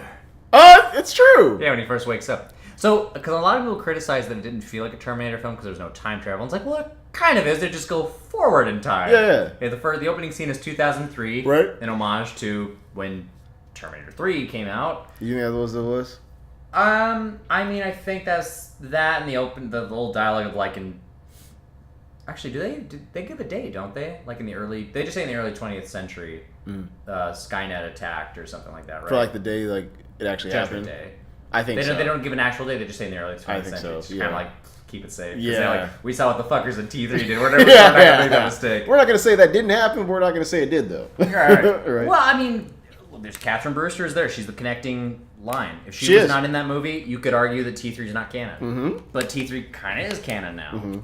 Because, It Judgment Day did happen. Mm-hmm. Catherine's there. And it's John in the war. That's true, man. It is. I'm just... What's up? The inconsistencies, man. I just get so mad because... You know what? We knew this was going to happen. We knew we were going to talk about this. I know, man, but that's what takes me. Christian Bale's a fine actor. I love Christian Bale, man. He's okay. No, he's great, man. Like in, what was the movie that we were just talking about? Rescue Dawn? No, not that one. The other one, him and Taye Diggs. Oh, Equilibrium. Equilibrium, man. He kicks so much ass as an actor and as an action star in that film, man. He's great in that. You know, you saw like the beginnings of like that dude's gonna be a fucking movie star. Mm-hmm. It was a great movie, actually. And really underrated. I don't know, man. I think he just totally plays it safe in this movie. He doesn't do anything with it. And then you have that on-set meltdown that got released. Which, you know what? I'm sure shit like that actually happens on a major motion picture. We just don't hear about it. Of course. Yeah. Like someone went, like a director and an actor got into it. He went to his trailer. Director went off, went to the crafty table, and then they came back later and apologized. Yeah, I'm sure that stuff happens all the time, man. Of course. I mean, yeah, it's actors' emotions run high, and money's. They're actors, man. Well, yeah, and directors are there, and they're stressed by the producers. And at the end of the day, everyone wants to do a good job, because at the end of the day, they want to make a successful movie that sells. Yeah, and you never know what's going on, like at home or anything, No, and then it's not that. Personally. And then there's also like the actor will be in a moment where he feels like this is how it should be, and the director's like, no, it doesn't make sense. He goes, you don't understand it. No, you don't understand it. Right. And it's this back and forth, and I get it. It was a cinematographer who was like in his line of sight. He was fucking with the lights. Yeah. And I've heard mixed things. Like I've heard dudes I worked with, because I've talked to some people about that. Like other people felt like, well, as an actor, I was a little unprofessional, and other people say, well, no, as a crew member, that was unprofessional. And I'm kind of like, what was the problem? I kind of feel like, yes, it's unprofessional for that crew member to have done that, probably, but I wouldn't have blown up like Christian Bale did on that guy. Well, that he was being screaming and he wanted him off the set? Yeah, he was just as unprofessional in my opinion. Well, it's like, dude, that's the DP. He's like the step beneath the director. Right. Yeah. Like, he kind of, like, okay, number one, you're not going to have one fucking take. You know what I mean? I'm sure that was probably like, maybe, that could have been take 13 for all we know, or take 30. Right. And how do you know the director didn't tell him, hey, can we just adjust this? Exactly. Or maybe they were rehearsing and maybe he was doing it, but like, dude, I've been on set where they do rehearsal takes while crew members are still doing shit. It doesn't sound like it was a rehearsal take, but regardless, Christian Bale shouldn't have blown up like that. Right. It was pretty unprofessional. Yeah, no, I agree. I remember hearing a thing where Michael Biehn said, if I had been on set, that wouldn't have happened. Are you serious? Yeah, like he wouldn't have blown up if I was there. Now that is a badass right there. Michael Biehn, Kyle Reese, we love you, dog. I love you, Michael. That's a true badass right there, and a professional. Now, having said that, it's not a big deal either. Like, no, I mean, it happens. Drama happens on set. Shit happens, and then everybody like apologizes, and then we move on. Right, and Christian Bale, we're not hating or anything. I don't care. I love shit Christian happened. Bale. Yeah. No, I would still work with him. Yeah, the shit happened. It's over. Whatever. Yeah. Now, with that said, in my head, I actually thought it was semi-good publicity if the movie was great and he turned it in a really raw role. Yeah. Like, maybe he got so into it, man. That's why he got pissed. You wonder? And then we watched it and we're like, it's okay. Well, I will say... I will say this. Christian Bale, as you say, is a very dedicated actor, man. He does really give his all to his roles. Even shit like this, where he probably didn't like the writing. He tries to do the method. Well, he does do the method thing sometimes. Like The Machinist, man, when he lost, like, he slimmed down to, like, 110 pounds or whatever. As an actor, I don't quite agree with the method, but that's another discussion we'll have. Well, one day, yeah. I'm on the fence with it. Yeah. I understand why people do it, but, No, I get it, too, but it's like, I have a life. Right. Well, not even just that. It's like, well, how do you expect me to get into character? To quote Robin Williams, try acting. I'm more of the David Mamet, practical aesthetics kind of guy. But anyways. But yeah. Yeah, so an interesting cast of characters. And it's just... It's fun stuff at times, but it's just forgettable. Yeah. Even Bryce Dallas Howard, who's a great actress. You forget that she's in it almost. Dude, yeah. Like she's a really good actress, man. And she's fine in the role. She just... You don't really do anything with her. Common's a badass actor when you put him in the right role. I was gonna say also Common that was like a wasted opportunity to make that character Danny Dyson. Oh yeah, hey, that would have been cool, man. Yeah, Danny, the little kid from T2, man. Do you know Terry Crews is in the movie too? He dies in the opening scene. Oh, he's the dead body. Yeah. That's right. Yeah. In fact, he goes to tell Common like Christian Bale was like you didn't make it. That's right, man. You only see him for like 2 seconds. Yeah, that's right. He apparently had a bigger role and they cut it. That sucks, dude. Yeah. Speaking of which, that scene where like the Terminator's like kind of crawling and trying to get that was kind of cool. I thought that was awesome, man. Yeah. No, it has fun horror, moments. almost a horror kind of element too. Yeah. No, and if they had done more gritty shit like that, that'd have been cool. Like, and then the shit at the factory at the end, the whole fight. I actually where you finally see how he gets those scars on his face. Yeah, that was like that shit was intense. Yeah. No, and that felt a little like, all right, slowly connecting. There was just little shit that wasn't quite like, where are the futuristic guns? I know they said there's a time gap. Yeah, but it's like, fuck you, dude. Give it to the Terminators at least. Have us have regular weapons, and then maybe by the end of the movie we get some of those weapons. To be fair, the Terminators were not advanced yet. There was only one T-800 that was completed in the movie. See, wouldn't it be cool if he saw like a thing where it's like there's one's completed, but then he sees more coming? Well, no, you see him in the factory. Remember? You do, but you see like a countdown, like they're gonna be done or something. Oh, make it to where like it's a big threat, like these fuckers are coming. And then when you find out, when he destroys them, maybe it's like there's more than one factory. Yeah, shit. Because they are coming, dude. Like Kyle Reese says, we were that close from going out forever. But there was one man who brought us back. This is the first movie I'm quoting. No, I know, of course. Oh, Kyle Reese. Michael Biehn, we love you, dude. Yeah, bro. So, yeah, T Salvation or T4 or whatever you want to call it. Okay, Arnold's cameo, or the not Arnold cameo. Okay, that was played by a man, Roland Kickinger. Yep, who was Arnold's played Arnold in a biopic. See Arnold Run. Yep. Yeah. Actually, a fine actor in his own right. Yeah. Kind of looks a little like a young Arnold. Yeah. And obviously in T4 or Salvation, his face was CGI'd over with Arnold's face. Doesn't have a line of dialogue. No, he doesn't really need it.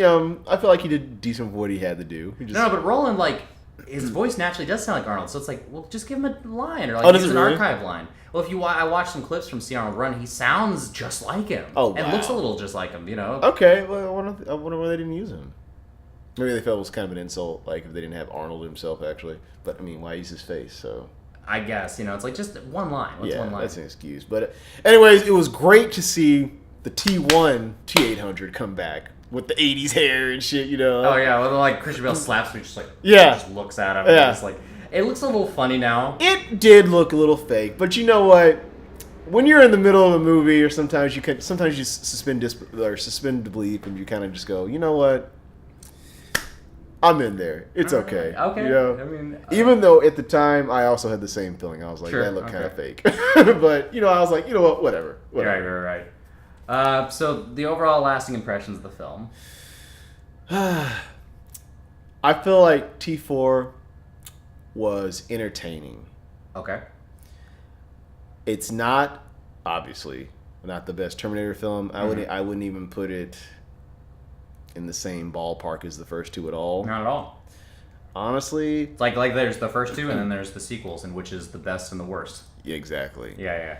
I gotta say, I like it more than 3. Yeah, it was more fun. Yeah, and I applaud them for trying to do some different stuff. Mm-hmm. And it felt like they could have, man. They just missed it. Like, there was something in the writing, and then there was something with the casting, honestly. Mm-hmm. Like, but everybody was kind of just, nobody did anything. Nobody cared. And that could have been the director's fault, too. But I don't know. I mean, I wasn't on that set, so I didn't see how maybe there was tension, because obviously someone exploded. Yeah, we don't know. Speaking of explosions. Yeah. You're going to probably explode with rage when we start talking about this one. But something that came out probably a little beforehand, but it came out around the same time. Yeah. So we got a TV series that came out. Yeah. Called Terminator: The Sarah Connor Chronicles. Oh yeah. Which I personally was a fan of, a big fan. I watched it every Tuesday night. Didn't care for it at all. Okay, let me ask you this: why didn't you care for it? Again, it just doesn't feel like Terminator. It feels like CW television. Ooh, I can't say it till like CW television. Okay. The second you see the T-800s and they're just these really bad CGs. I will say that the special effects and stuff did not look good. Hey, look, let me ask a fucking question, okay? Between the making of Terminator 1, 2, 3, and 4, isn't there like a warehouse where like the original animatronics are just like collecting dust, or like somewhere that they could just like, oh, can we just use that? Well, for, like a couple shots. You know? I feel like they did use some things, but like TV shows are not going to have quite the budget as a. Yeah, but it's the same company that owns the rights or something, or Warner Brothers. Yeah, I think Caracol was working on that show too. Yeah, you're like, well, couldn't we just get one from the old warehouse or a museum, something, man? I think also Stan Winston's company still had some involvement too. Well, not with the terrible CG, right? I mean, no, like some of the actual practical stuff they use. Yeah, no, I mean, some of that looked cool, but it's like, it's all style, no substance, man. It's like, I love Summer Glau. I met her, she's a great actress. I love her in Serenity and Firefly. Lyanna Headey kills it in Game of Thrones, man. She is amazing on that show. Not Sarah Connor, though. I just didn't give a shit about the show. Okay. And at this point, for me, it was kind of too little too late. Maybe if it had come out like 10 years prior, okay, maybe I'd have had a different attitude about it. All right. Or even when I was in high school, maybe I'd have like really dug it. Okay. I just didn't care. Like T3 killed it for me. Okay. And T4 was on the verge, and I was like, oh, this gritty Christian Bale. I'm gonna focus on that. Fuck this show. Okay, all right. James Cameron's not involved in any of it, so at the end of the day, who gives a shit? I got you. Well, what brought me into the story was the fact that I really enjoyed the story. I like that they were going back to T2. And just going just a couple years after T2, so John was 15. This is the clickbait, man. This is really trying to get you. No, John. They remind you of the good one. You're like, hey, remember that one? That's true. But I ain't gonna lie, they got me. They hooked me in. So they went to 5 years. I'm not a sucker, guys. I was a sucker because I love fucking Terminator. I know what y'all did. So it's 5 years after T2 events. And John is a teenager. He's kind of on the run with his mom, so they're kind of bouncing around from town to town. And it's kind of like a road movie or a road like series in a sense. Sure. And I liked that, man. It had that Terminator 2 feel to it.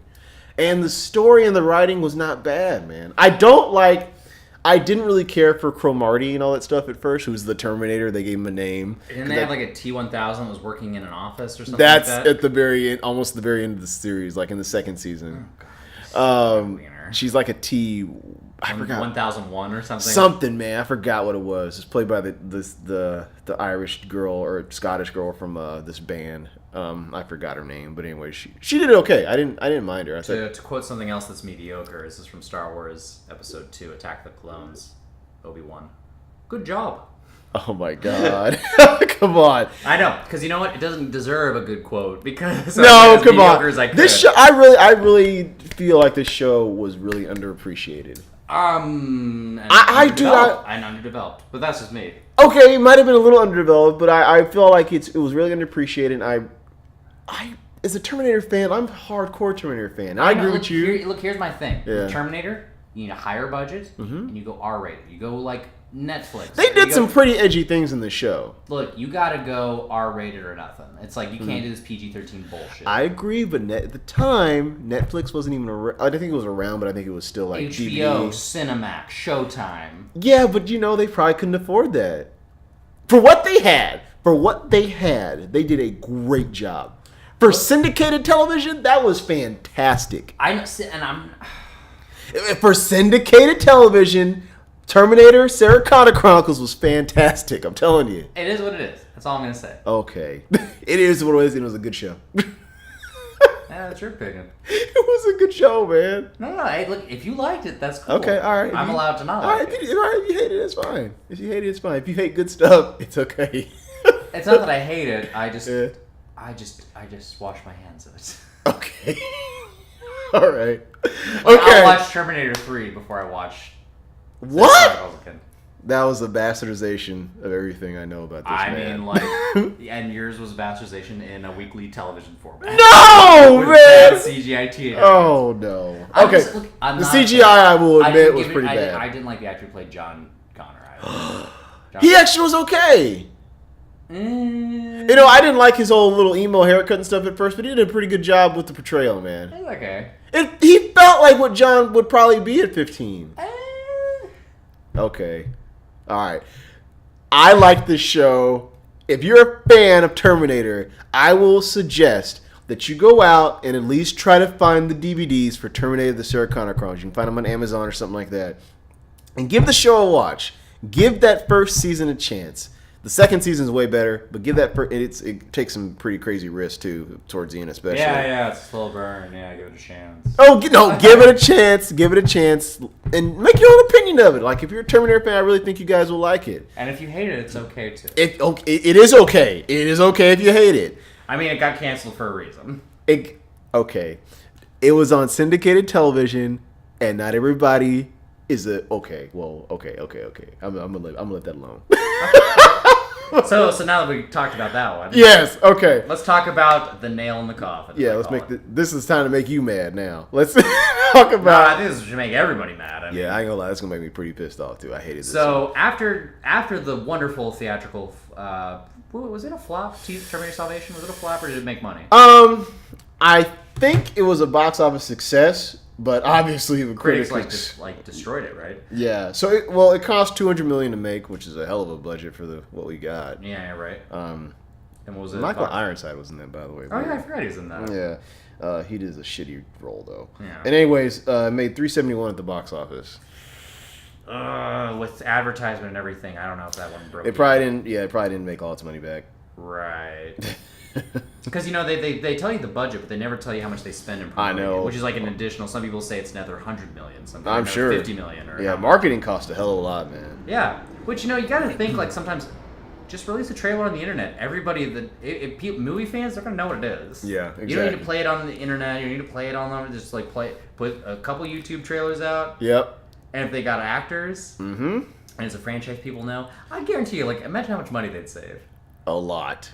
Well, I It's think they're probably kind of trying to do that now, like movies in general, with like little mini trailers and stuff. But it's so much, like. Yeah, how much is it to like this is why YouTube like gets spiked up with like 3 million views in like the first 2 hours. They also got to pay YouTube and all these video sites for that time. No, they don't pay. I upload YouTube videos all the time. No. I mean like when they're really trying to market stuff, like to put it like in front of other videos. Oh well, if they do that, yeah. Yeah. I'm saying no, just release it on the YouTube channel, and Yeah. then that's it. No, I think that's all fine, but like not everybody's gonna go to that. You know what I mean? I guarantee you, word of mouth will spread fast. Okay. It does. Like we see trailers that have like million plus hits, and then like get shared on Facebook, Yeah. get shared on Twitter, get shared on yeah. You just they have to be smarter. But I think companies are getting a little smarter about marketing. But, Yeah, I sometimes think it's a little ridiculous how much money they spend. But again, I'm not a market researcher. For I know they're like someone is like laughing at me saying this kid doesn't know what he's fucking talking Right. about. But it's just in my head, it's just like it seems simple. Well, yeah, it's like something like a brand name like a Terminator. Think like, about Star Wars, dude. Like Star Wars, like dude, don't spend any money. Put one trailer on YouTube and just see what happens. Right? Look. Oh my god. Can you imagine there's no billboards for it or anything? Oh, but it's like it would coming still out. make a money. I know. It would make its money plus 10. Probably, yeah.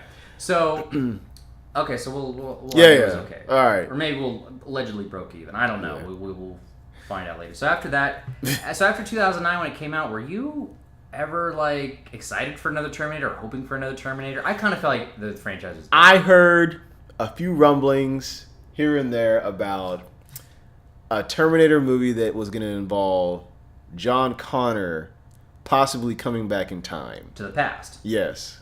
I heard that one too. I heard they were going to try and get Robert Patrick back to play the scientist that invents the T-1000. I remember hearing that. So I was like, okay, this is interesting, but I didn't really... Even though Christian Bale again. Nobody said anything about that. Nobody knew who it was going to be, because after 2000 or after Salvation, Christian Bale was kind of like, I don't think I want to come back to Terminator. You figured they locked that fucker in a contract. Well, he's also Christian Bale. And we got to think that how many years passed in between there? It was about a good 6 years almost.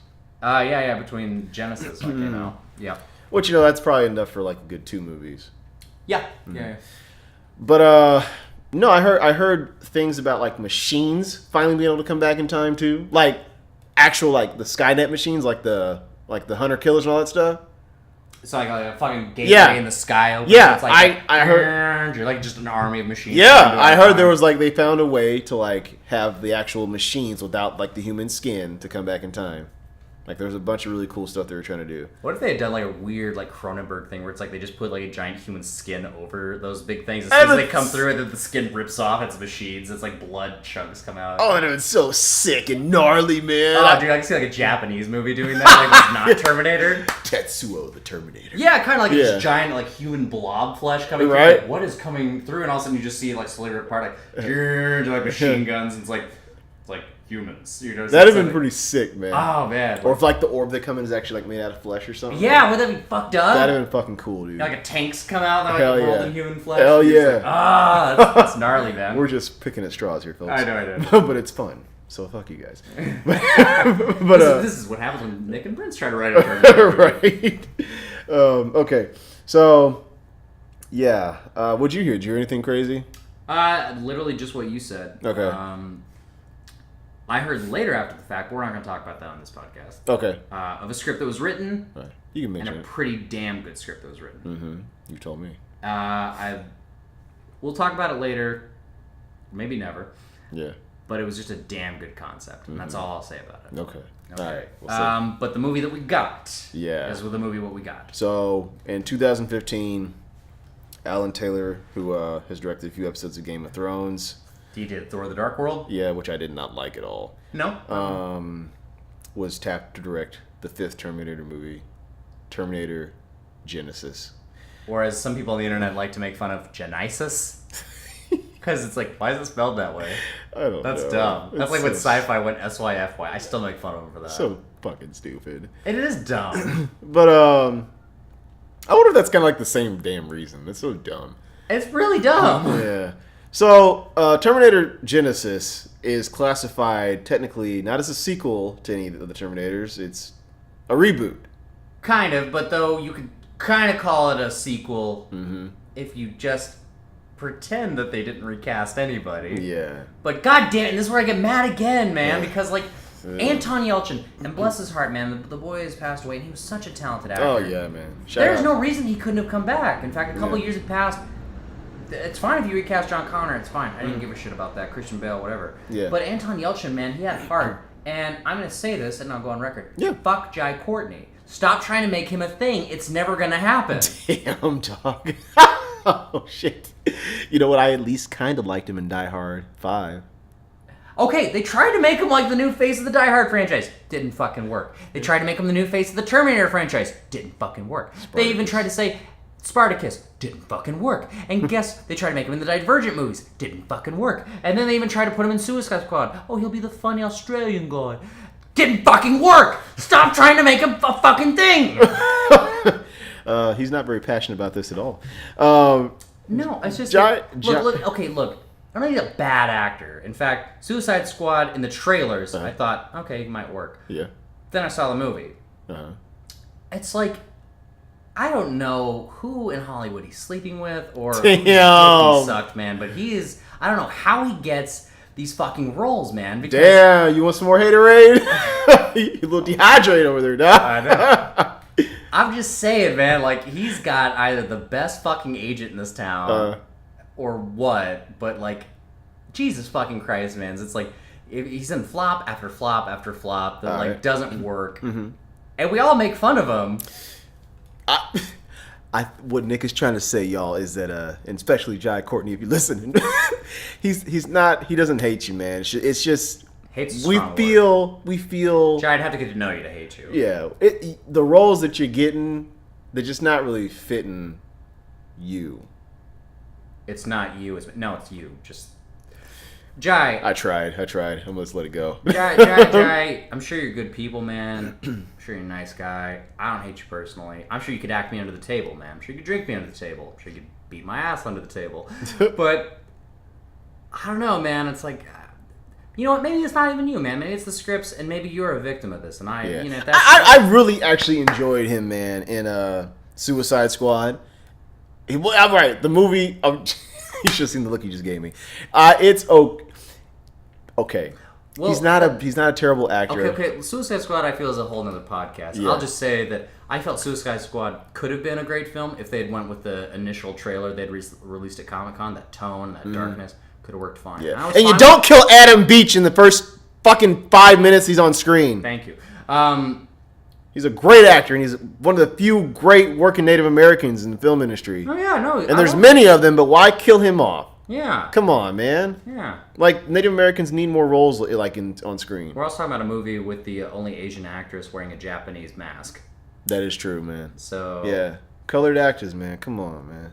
Well, then again, Will Smith was the star. Let's I know. Okay, yeah. I know we want to have our cake and eat it. Yeah, I know. But you know, I want to give a shout out to like all these people, man. Like especially Native Americans, dude. Like they get shafted in movies a lot. Dude. Oh yeah, dude, it's totally fucked And up. when I saw that, I was like, "Fuck this shit, man." But anyways, back to Terminator. Genesis. All right, Jai Courtney. Look what you started, man. Damn. Oh man. So hey, good news. We got Arnold back. Yes, we got Arnold back. A little bit older. Bad news. James Cameron's still not fucking touching these movies. James Cameron, neither did Will Wisher. Yeah, dude. But James Cameron gave a thumbs up for this movie and gave a solid review. My God. I think this is going to really reinvent the franchise. Yeah, you can still YouTube that video. Yes, you can. Okay. When I saw that that glorious testimony, I was actually more excited for this movie. Yeah, me too. I left the theater pretty angry. I didn't go to the theater for this one. Oh man, I did. In fact, I remember what happened. I wanted to go the first weekend, and then I was like, I gotta work. I'll just go the next weekend. By then, the reviews hit. Okay, yeah. And I was like, oh shit. Yeah, you didn't miss anything but a shitstorm. No, I watched it later on Hulu. Okay. Well, what was your opinion? Well, I had to watch it in 2 different times because I started watching. I was like, this is boring. Really? I was bored by it. And then I turned it off and went and did something else and then finished it like a week later. Damn. And started from the beginning, too. I was bored by it, man. It just was... Really? It didn't feel like a Terminator film. It, went goofy, even more so than Terminator 3 did. Okay. I felt like it definitely had more of a T3 tone to it. Yeah, but even T3 was trying to mimic more of T2 than Genesis did. Of course. Yeah. And then here's the little annoyance issues with the franchise. Why is it cool to number the first 3, but then once you get to 4 and 5, you suddenly... you know what? I have the same thought, man. Like, why do you have to have these stupid ass subtitles? Yeah. Like one word. Let's have one word for everything. Well, I mean, it's like the Fast and Furious, but I'm not gonna go into that right now. Yeah, Fate of the Furious. Too Fast, Too Furious. That was the stupidest name ever. Two Terminator. People will make fun of that for Two Terminator. Forever. The Terminator. That's what it should have been like. No. That's dumb. But man, all right, okay. So we got Schwarzenegger back. Yes, Arnold's back. How do you think he's been? Because he'd done his term in office was over. He said he announced he was going to come back to cinema and acting, which we were all kind of excited for. I actually really enjoyed The Last Stand. I watched it much later. I didn't care for it. Okay, a lot of people did not. A lot of people did. I really enjoyed it. It definitely felt like he was rusty. Okay, I mean, yeah, I kind of feel like that was what they were kind of going for in the movie. But you feel like just in general? I don't think he's gotten it back yet, man. I really don't. I don't know if he will get it back. Okay. It might just be time for Arnold to wrap it up, man. Look, no. He's had a great fucking career. No, he has, man. He's Arnold fucking Schwarzenegger. And I don't mean just as the body, but I mean as the actor. Or the governor. Yeah. He's had a great career. And the dude's alive. It's not like he's fucking dead. Yeah, no, and he's he can rock other things, man. It's just that I don't know, man. And I'm happy to see him on screen when I see him. Yeah. Mm-hmm. What were you gonna say? I don't know. It's like with this, it just felt like time has not been kind to him, and I don't mean like physically, like I mean he's older. We all knew he's getting old, but like Stallone's gotten older, but I feel like he's gotten better as an actor, man. I agree. To a point, like Creed. Rocky, Rambo, Creed. Yeah. Come on, that car was the other day. Yeah. Yeah, I know, right? I mean, even Expendables 1 and 2 are like he's okay. He's pretty good. Yeah. Yeah. Decent movies. Yeah. Schwarzenegger. I don't know, man. It's just like I'm back. Okay. You feel like he's kind of become a parody of himself? A little bit, yeah. Whereas Stallone has kind of evolved. Kinda, yeah. And I don't know, man. It's just like I know he invented the Terminator. He is the Terminator. Yeah. But I look at him and I just don't see the Terminator anymore. I just see an old man trying to grab something from his youth. Damn. That's how raw. Genesis made me feel, man. All right. No. And I love Schwarzenegger, man. Right. Trust me, when I was a kid, dude, I said, dude, make 10 of them. I don't give a shit. Right. I feel you. I can understand what you're saying, too, though. It did feel like the franchise doesn't really need Arnold. No. But I feel like he can do it. He could be something in the franchise, for sure. And I don't mean just like a little shitty role to throw away. No. I actually like the idea that the T-800 or the Terminator's age. That was a great idea. I like that. It's just what he's doing feels really dated now with the character. Yeah, a little bit. And like, you can have that character, but if you're gonna do that character, you need to like T2 still had great characters around him. John Connor, Sarah Connor, and like Miles Dyson, like the weird the weird rebel people that Sarah kind of hangs out with, the Hispanic family. Yeah. Yes. They were great. Uncle Bob. They were Uncle great, Bob. man. I love that family. Yeah. They were really cool. I'll just take my fucking teeth too while you're at it. Right? The fillings out of my fucking teeth. Yeah, right. This man, I don't know. I just don't know what wasn't working with this, man. There's just... Well, Jai Courtney didn't work. Amelia Clark as Sarah Connor. Didn't work for me, man, at all. I think she's too, like, frail looking. Personally. I think in the face, I thought, oh, she looks just like a young Linda Hamilton. I ain't gonna say that either. I would say it. Nah. I'd say if you do a side-by-side comparison, you'll see. You think? You do Google it right now, man. I don't think so. What are you gonna say? I think Amelia Clark is a fine young actress. Great on Game of Thrones. Yeah, of course, fantastic on there. She just doesn't fit the role of Sarah Connor, and I don't mean Sarah Connor that we get in this movie is not exactly Sarah Connor that we get in Terminator 2. That's not what they were going for. They were going for Sarah Connor in T1 a few years later, where she gets battle hardened by different circumstances. Yep. She hadn't even met Kyle yet. She didn't kill a Terminator yet. Nope. She's basically just been raised by a Terminator. Yep. So she's kind of like John in T2. Right. She was raised by a badass to be a badass. Yeah. And she hasn't done anything badass quite yet until this movie. Yeah, but she's so prepared. Yeah, I mean, I know what they were trying to go for. It just... Do you want to know... Okay, like, here's an example of, like, why it works in T2, but it doesn't work in Genesis. Mm-hmm.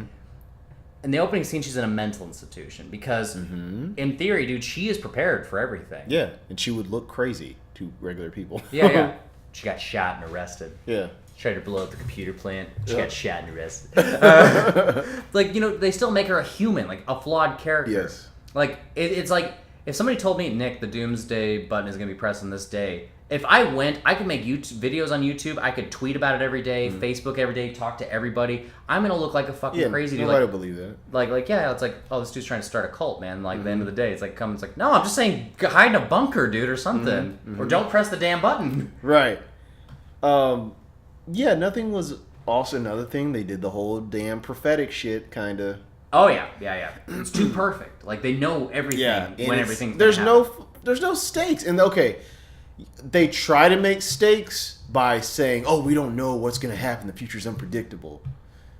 But you kind of say everything that's going to happen, and you kind of show us everything that's going to happen.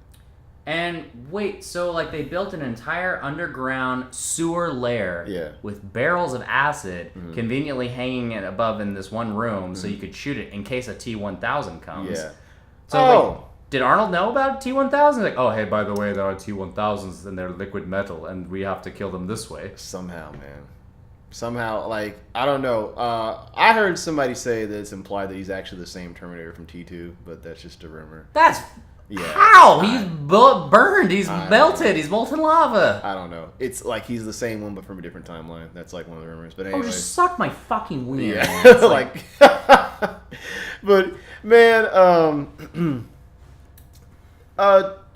there's also a time. There's time travel in that one too. Like which one? Like, Kyle and Sarah go forward in time. Yeah, I saw the movie. I saw I know what happens. Okay. Nothing really plot-wise just really worked. And making John the bad guy, I thought was a really cool twist. But you know what? It wasn't a twist because they decided to show it in the trailers. Yeah. And that was the worst move they could have done, I think. Besides making the movie itself. Go ahead. Well, I'm casting Jack Courtney as... Wow. Well, because Michael Biehn, he is not. Michael, you should have been in this movie. I know... If you have an old Terminator, why not have an old Kyle Reese? That'd have been cool, man. Yeah. I'd have been down with that shit. Actually, you know what? I remember in between T4, they were talking to Michael Biehn about being back in there. Yeah. But I don't know, like, as if he was going to be Kyle Reese or was going to be, like, an older, different person or what? I don't know. I mean, like, why not have, like, a young actor that looks like Michael Biehn? Right. Like Anton Yelchin, who played him in the last one. Yeah. I know. Why couldn't he have just been back in this one, man? Him and Emilia Clarke would probably have had great chemistry, too. Actually, that kind of, yeah. Yeah, and then you have an old Michael Biehn, man, who's just like, wait a minute, but time travel. Uh-huh. Why the fuck not at this point, you know? Right. T5, man. T5 just was like, they tried to reboot it, they tried to do some interesting things. I forget J.K. Simmons is in the goddamn movie. Dude. He doesn't do it much. Well, that's why you forgot about him, man. Yeah. We also have Courtney B. Vance, man. Courtney B. Vance. Why do I know that name? He was playing Miles Dyson. Oh. And it's like a cameo, pretty much. And you know who else is in it? Who? Your boy, Matt Smith. Oh, god damn it. Yes, okay. I love Matt all Smith. These actors that we actually really enjoy on a personal level are so forgettable in this movie. Actually, man. who is... You're forgetting the T-1000. Oh, the guy who plays John Connor? No, the T-1000. Robert Patrick? No. In Genesis. Who plays him? Yeah. The Asian actor. Oh, Lee Byung-hun. Yeah, from I Saw the Devil, man. Yeah. Great fucking film, man. That's a great movie, man. Totally underutilized in this movie. Oh, man. That's one of my favorite movies in I general. love I Saw the Devil, It's so twisted, man. I know, man. So twisted. And he's wasted in the movie, man. Yeah. Now, seeing him in I Saw the Devil, he should have been, like, just straight up just the villain, in my opinion. Oh, yeah. Oh, that would have been gold, man. I mean, he was the villain in here. Well, the trailers make him out he's the villain. Well, he gets killed pretty early. But, yeah. Spoilers. Yeah. Who cares? If you see this shit, fuck it. But fuck this movie. Yeah. And trust me, it ain't going to ruin it anymore for you. Yeah. Matt Smith is Skynet. Okay, well, I was confused. Okay, so at the beginning of the movie, he's like, you thought it would be that easy. And then at the end, all right, so he's in the future already, infects John, and then he gets reborn in the past, but he still knows everything that's in the future. Man, I don't know what the fuck. It's. I think I'm not Skynet yet. I'm becoming Skynet. Yeah. I was like, wait, what? I don't understand what's going on. Okay, I'll say this, man. Genesis is Skynet. One thing I really... See, that could have been a big reveal. Genesis is Skynet. No one knows what that means. He's like a crazy dude screaming on the street. Well, it was, right? It wasn't a big reveal, but it could have been. They spoiled so much in these trailers because, I think they were scared that people weren't going to see it. No, but think about it. Think about, the Soylent Green, man. Imagine that classic line, Soylent Green is people! That could have been, a crazy reveal. Genesis is Skynet! Never, if I went out there and started screaming in the streets, people were like, what the fuck are you talking about? What the fuck is this dude? What's Skynet? What's Genesis? What are you talking about? Or it's I'm saying iPod is Skynet. They're like, what's Skynet? Is that a bad thing? Okay, yeah, I got you. It could have been a cool moment, like only the fans know. But, Yeah, but if they give it to good actors. Well, No, okay, look, the cast is great. I love Emilia Clarke. Jai Courtney, you're not a bad actor. I'm sorry. I just don't think you're a leading man. It's all good. It's all good. I just don't think you're a leading man. It's all but good. No one in this movie, man, just delivers line. And Schwarzenegger, man, dude, you invented this character. This is your baby, man. But like, they're giving him all the exposition dialogue, and it's just like, let's not beat around the bush. The dude is from Austria, and Yeah. the accent's always, it's Schwarzenegger. We all know his accent and everything, but it's like you're giving this really techno-babble-y dialogue. It just kind of sounds muffled and kind of weird. Right. Not muffled, though. It just sounds like... I know what you mean. Yeah, it just sounds off. Yeah. Yeah. I know what you mean. It sounded like Terminator 3, where he's all like prophetic and shit. Mm-hmm. In T2... Judgment Day was only postponed. Yeah. In T2 it works, though. But they don't give him a lot of techno-babble either. They don't. They just ask him about the history. Yep. Mm-hmm. He didn't and actually, if you watch it, he's looking straight ahead, and apparently his lines are like right on the dashboard. Are you serious? Yep. That is hilarious. Well, and he's reading it like he's reading it, like a computer probably would tell you. Oh, hey! See, little shit like that. That's why it works, man. Absolutely, it's the subtle nuances and shit like that. Mm-hmm. Like all the techno jargon stuff. How about another soldier from the future that knows about this shit? And then like they try to set up all these like mysteries. Like it's going to be the next 3 films we'll talk about this stuff. Well, I don't think this. Why don't you try making one good film first?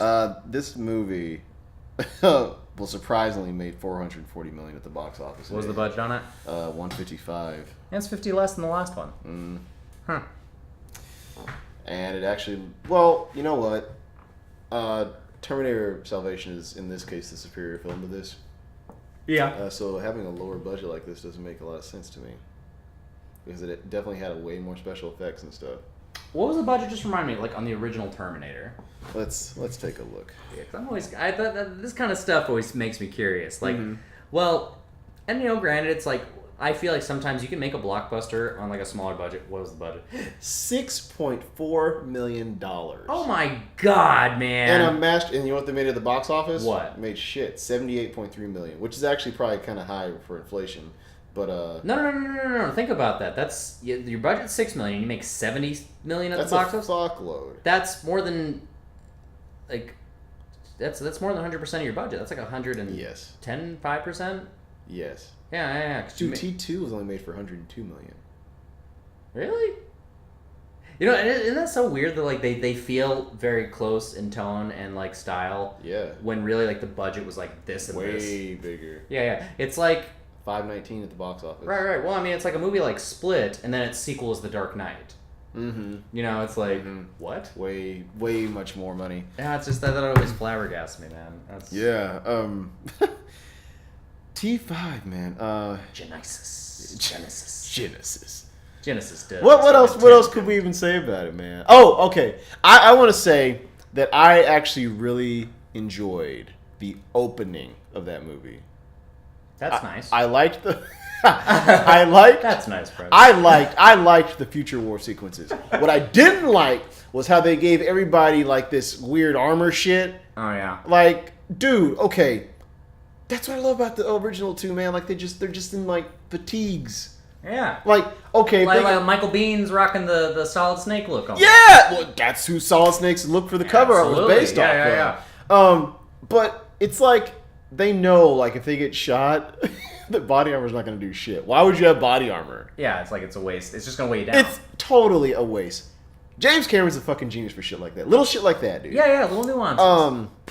But yeah, they just try to make it all futuristic looking and stuff, and it's too polished, man. Way too polished, man. Like James, man, you got that. What happened to the freaking headbands and stuff? Yeah. Like nobody has headbands in this movie. Like, dude, I remember the opening of T2, man. Like that fucking chrome foot, a real foot, not a CG foot. Yes. Comes down, breaks a fucking skull. Yeah. You pan up, dude. You see a fucking like Grim Reaper just holding cyborg holding a gun with red glowing eyes, and Yeah. all of a sudden you see like purple lasers. Blue hues. Hunter killers and all that. Yeah. I know, and you see the fucking planes in the background, man. And the thing is looking around, dude. And you know what's funny? That's a scary world to live in, man. That feels real. And 90% of that shit was all practical effects, miniature sets, and all that stuff. What's wrong with using some of that nowadays? You can CGI enhance a little bit of it. It's expensive, man.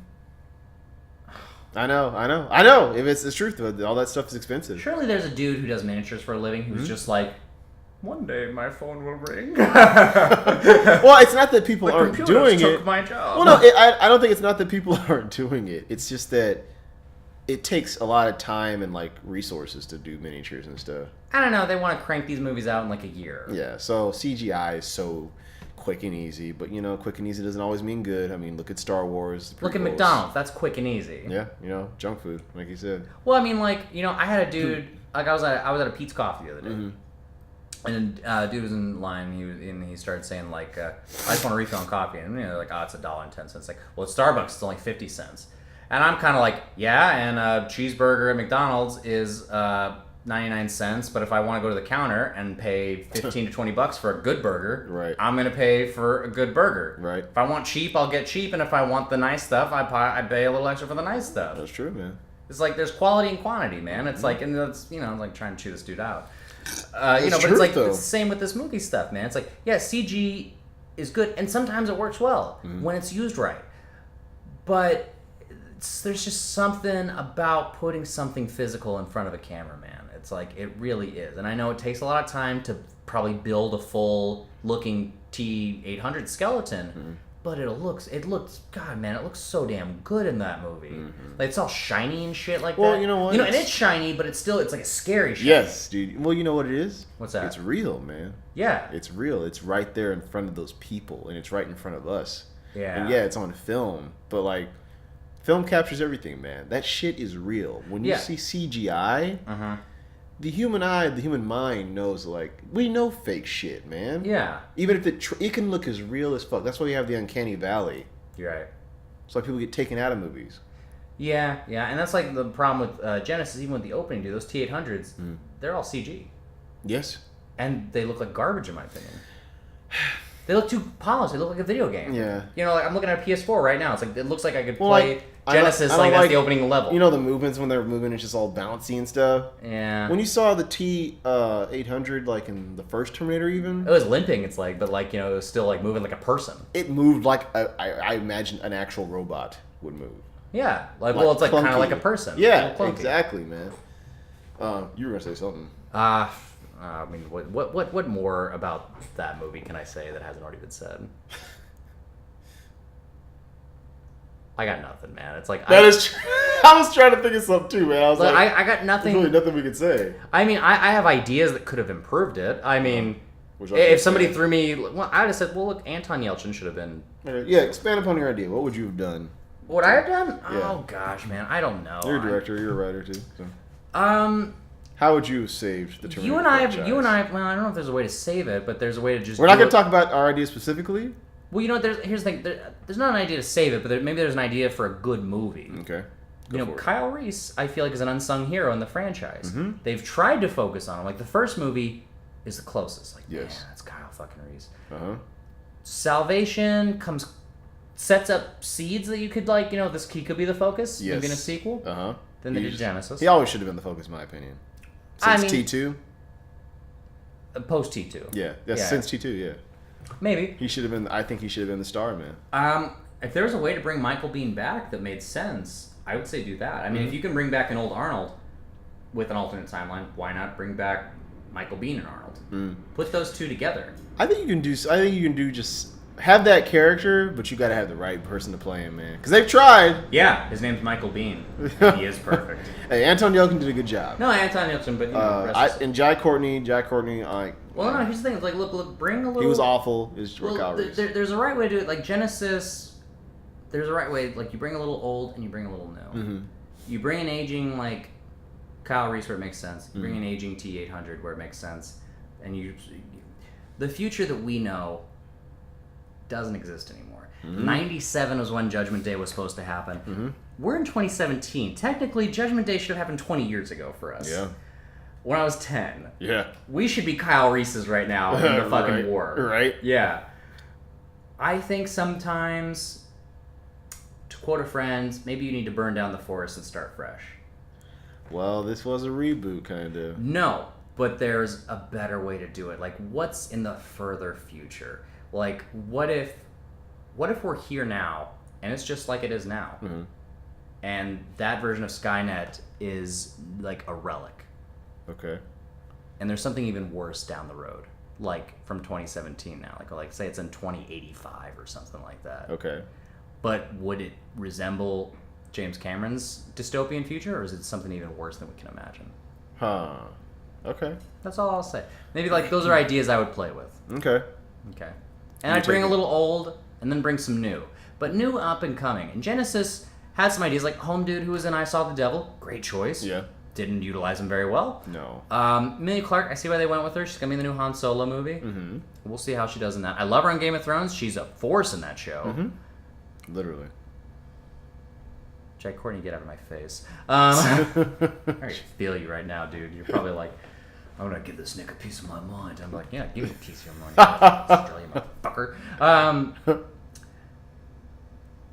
You know, and Schwarzenegger, you know what, maybe I was a little too harsh with maybe my words, but I feel like he could be back as our T-800, but we just got to do it a smart way, man. I feel you. Yeah. I feel you, man. We just got to be smarter, man. James Cameron was the right guy.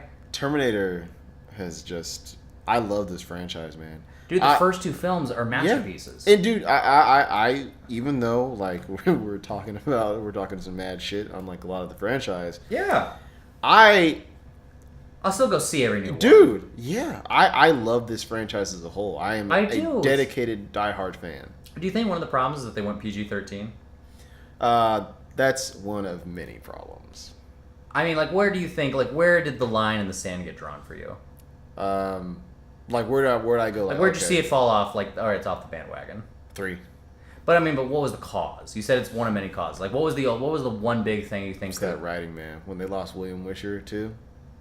Hold on. Now, do you think it was purely like, okay, if William Wisher had stayed on, it would have been a different movie, or do you think James Cameron? I argue it's James Cameron. The second he was no longer attached, you don't have a franchise anymore.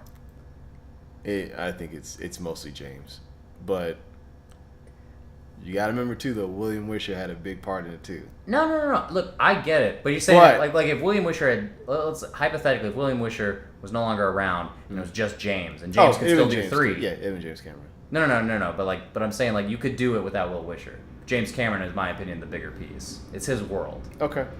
Will Wisher has a great style. I love Will Wisher's style. But I argue it's James, man. Like, if you don't... And you know what? It's definitely his baby at the end of the day. It is, man. And it sucks that, you know, maybe he didn't want to do it, or if it hypothetically got taken from him. That blows, man. It really does. And it breaks my heart hearing that. Yeah. I honestly hope it's not a true story. Probably is. We don't know. Yeah. I don't know. Yeah. This franchise has been through the ringer, man. And, like, I really hope... Yeah. With this new one. Yeah, that's right. And with all the shit talking, we got a T6 now in the talks. Yeah. We got Deadpool's Tim Miller set to direct, and James Cameron's coming back in a producer role. Because apparently the rights relapse, and he will get them back. Yeah, so... Now, of course, you know, he's been talking forever. He's going to do Avatars 2, 3, 4, and 5. Am I right on that? Yeah. Or man. 2, 3, 4? Now 2, it's 3, 5. 4, and 5. He's doing one. One's going to be a prequel and 2 sequels. Just kiss me before you bend me over. I don't hate Avatar. I just think 4 sequels is a lot. Well... 4 sequels to the original. Like, that's a lot. I mean, we'll see where it goes with it. No, you're right. And look, and with that said, this is also made by the man who did 2 of the best sequels ever, Aliens and T2. So you know what? I could eat my words in a couple years. And True. I'm like, I love Avatar. Right? I need more of these Blue Cat movies. You never know, man. Like this next one might be the one that makes you go, "Oh shit, this is amazing." No, and I'm holding out for it too, man. Like, so what? I mean, I'll say I would rather have a good Terminator movie than an Avatar movie. Fuck yes. But with that said, I'm cautiously optimistic about it. Mm-hmm. But do you think, like, if James somehow, like, if he does get the rights back, do you think he's gonna sit on them, or do you think he's like, well, think he's actually gonna step up and do something with it? He has stated that he is going to be integral in developing the future of the franchise. Please, Lord, make this happen. Yeah, and Arnold will definitely be in the next one. He's confirmed. Well, you know what? Maybe with James involved, maybe that's a good thing. I mean, like, we got Ridley Scott working on the new Blade Runner, but he's not directing it. You know what? Maybe. And you got Harrison Ford in him. You know what? We do have San Diego Comic-Con coming up this month. Could hear some news, you think? I hope so, man. I think we might. I don't know, because I think the rights aren't supposed to lapse till 2019, so maybe they're just basically counting down the clock. Because at this point, they've done 2 bad movies that just aren't making the money. They're definitely not making any sequels to Genesis. I'm telling you that right now. Right, and I don't know if they want to do another one unless they got like the best idea that this will make money no matter what. Yeah. I don't think they got it. Yeah. I think it's in James's head. And also, was it on Twitter you saw? They had a little bike ride. Yeah, it was a little Facebook. Arnold and James just got on some motorcycles and just went on a bike ride like buddies, you know, as one does. I'm sure they didn't talk about anything special. Nah, not at all. Didn't talk about another motorcycle riding character. Nope. Wearing shades and all that. Right. You know, it's got to be kind of badass, you know. It's like, you guys, the dudes who do T2, it's like, yeah, we're just going on bike rides every weekend or something. Yeah. What if we never saw them? Like, just get in a bar or something? Fine, just get a drink. Right. We fucking like play the music from T2 like when Arnold walks in. You know what would make my fucking head explode? What's that? Is if they somehow get Brad Fiedel to come back and do the score. If James Cameron was able to do that. Because I really can't see the franchise without Brad Fiedel's score, man. I hope that is partially why he left. Like, he didn't just retire just to retire. Like, he was kind of like, well, James Cameron's not doing these movies, so it's probably not going to... Yeah, but why didn't, he just do James Cameron movies? You know, like, why didn't he just, have him do, James Horner did a lot of James Cameron's movies from there. Yeah, I'm saying, well, why didn't Brad Fiedel, stay... why didn't he do, True Lies? Why didn't he do, Titanic? And I don't know. His style was, all, electronic and stuff, so it just kind of fit with the Terminator franchise. Don't you think it would have been really cool to have it with Avatar, though? With all the spaceships and shit? It'd have been cool. Yeah. I'd have been down with it. I don't know. I'm not really sure of Brad Fiedel's story, actually, man. I would like to really know, a lot more about that. Yeah. So, hey, Brad, man, if you're out there, dude, we'd love to chat with you. Yeah, man. Please get in contact with us. Yeah. We'd love to just sit down, have a cup of coffee with you. Yeah. And just, hear tell some your stories. story, man. Definitely. And get you out there, and just know that people, If you don't want to talk to us, talk to someone who's hired. Talk to a Joe Rogan, a Howard Stern, somebody, you know? We really miss you, dude. Yeah. For real. We want to get you back out there. Definitely. Want to hear your story. Yeah. The last movie he worked on, man, was a TV movie called Mistrial. Really? Mistrial. Yeah. Mistrial. Yeah. That's okay. And he just contributed the themes for the Terminator movies that basically then on rights wise. That's all. Okay. But no, he hasn't done it. He did do the soundtrack for True Lies apparently. Oh, okay. Yeah. Nice. Yeah, he sure did. All right. But yeah, man. Well, yeah. Anything else you want to say? Well, with every entry, I'm always cautiously optimistic, but I'm not. I don't know. I don't put all my chips on it. Yeah. Yeah. I'm hopeful for this Tim Miller James Cameron combo. Sure. With Arnold back in the starring role too. Well, I mean, if you look back on okay, if you're not going to get one with James Cameron, if you hear the development early on, you think, okay, kind of cool. T3, Jonathan Mostow. Okay, he did K-19, The Widowmaker. You got Schwarzenegger back. Okay, high budget. This could be good. T Salvation. Hey, Jonathan Nolan's co-writing. Hey, Christian Bale is starring. Yeah. It's all in the future. That sounds cool. All these good elements. Genesis, even. It's Schwarzenegger's back. Alan Taylor. And we're going to reboot it, and time travel's a big part in it. And you're okay, this might work. Right. But, it's... So, again, with everyone, I'm cautiously optimistic, and we'll just see. Yeah. And if it's a bad movie, I've seen bad Terminator movies. Yeah. But, as a great woman once said, or man also, the future has not been written. There is no fate but what we make for ourselves. Not in a British accent, though. Yeah, I was going to say that. I don't know why I did it like that. You got to do it Michael B, man. There's no fate but what we make of our own. I came back in time because I love you, Sarah. So you got to do it like that, man. It's oh, my God. You got to make love to that. All right. That wasn't the line. All right, guys. We're wrapping it up here. All right. This has been another episode of Johnson & Nielsen. Thank you for joining us. I'm your co-host, Prince Johnson. I'm Nickolaus Nielsen. And we'll talk to you guys on the next time. All right. Later.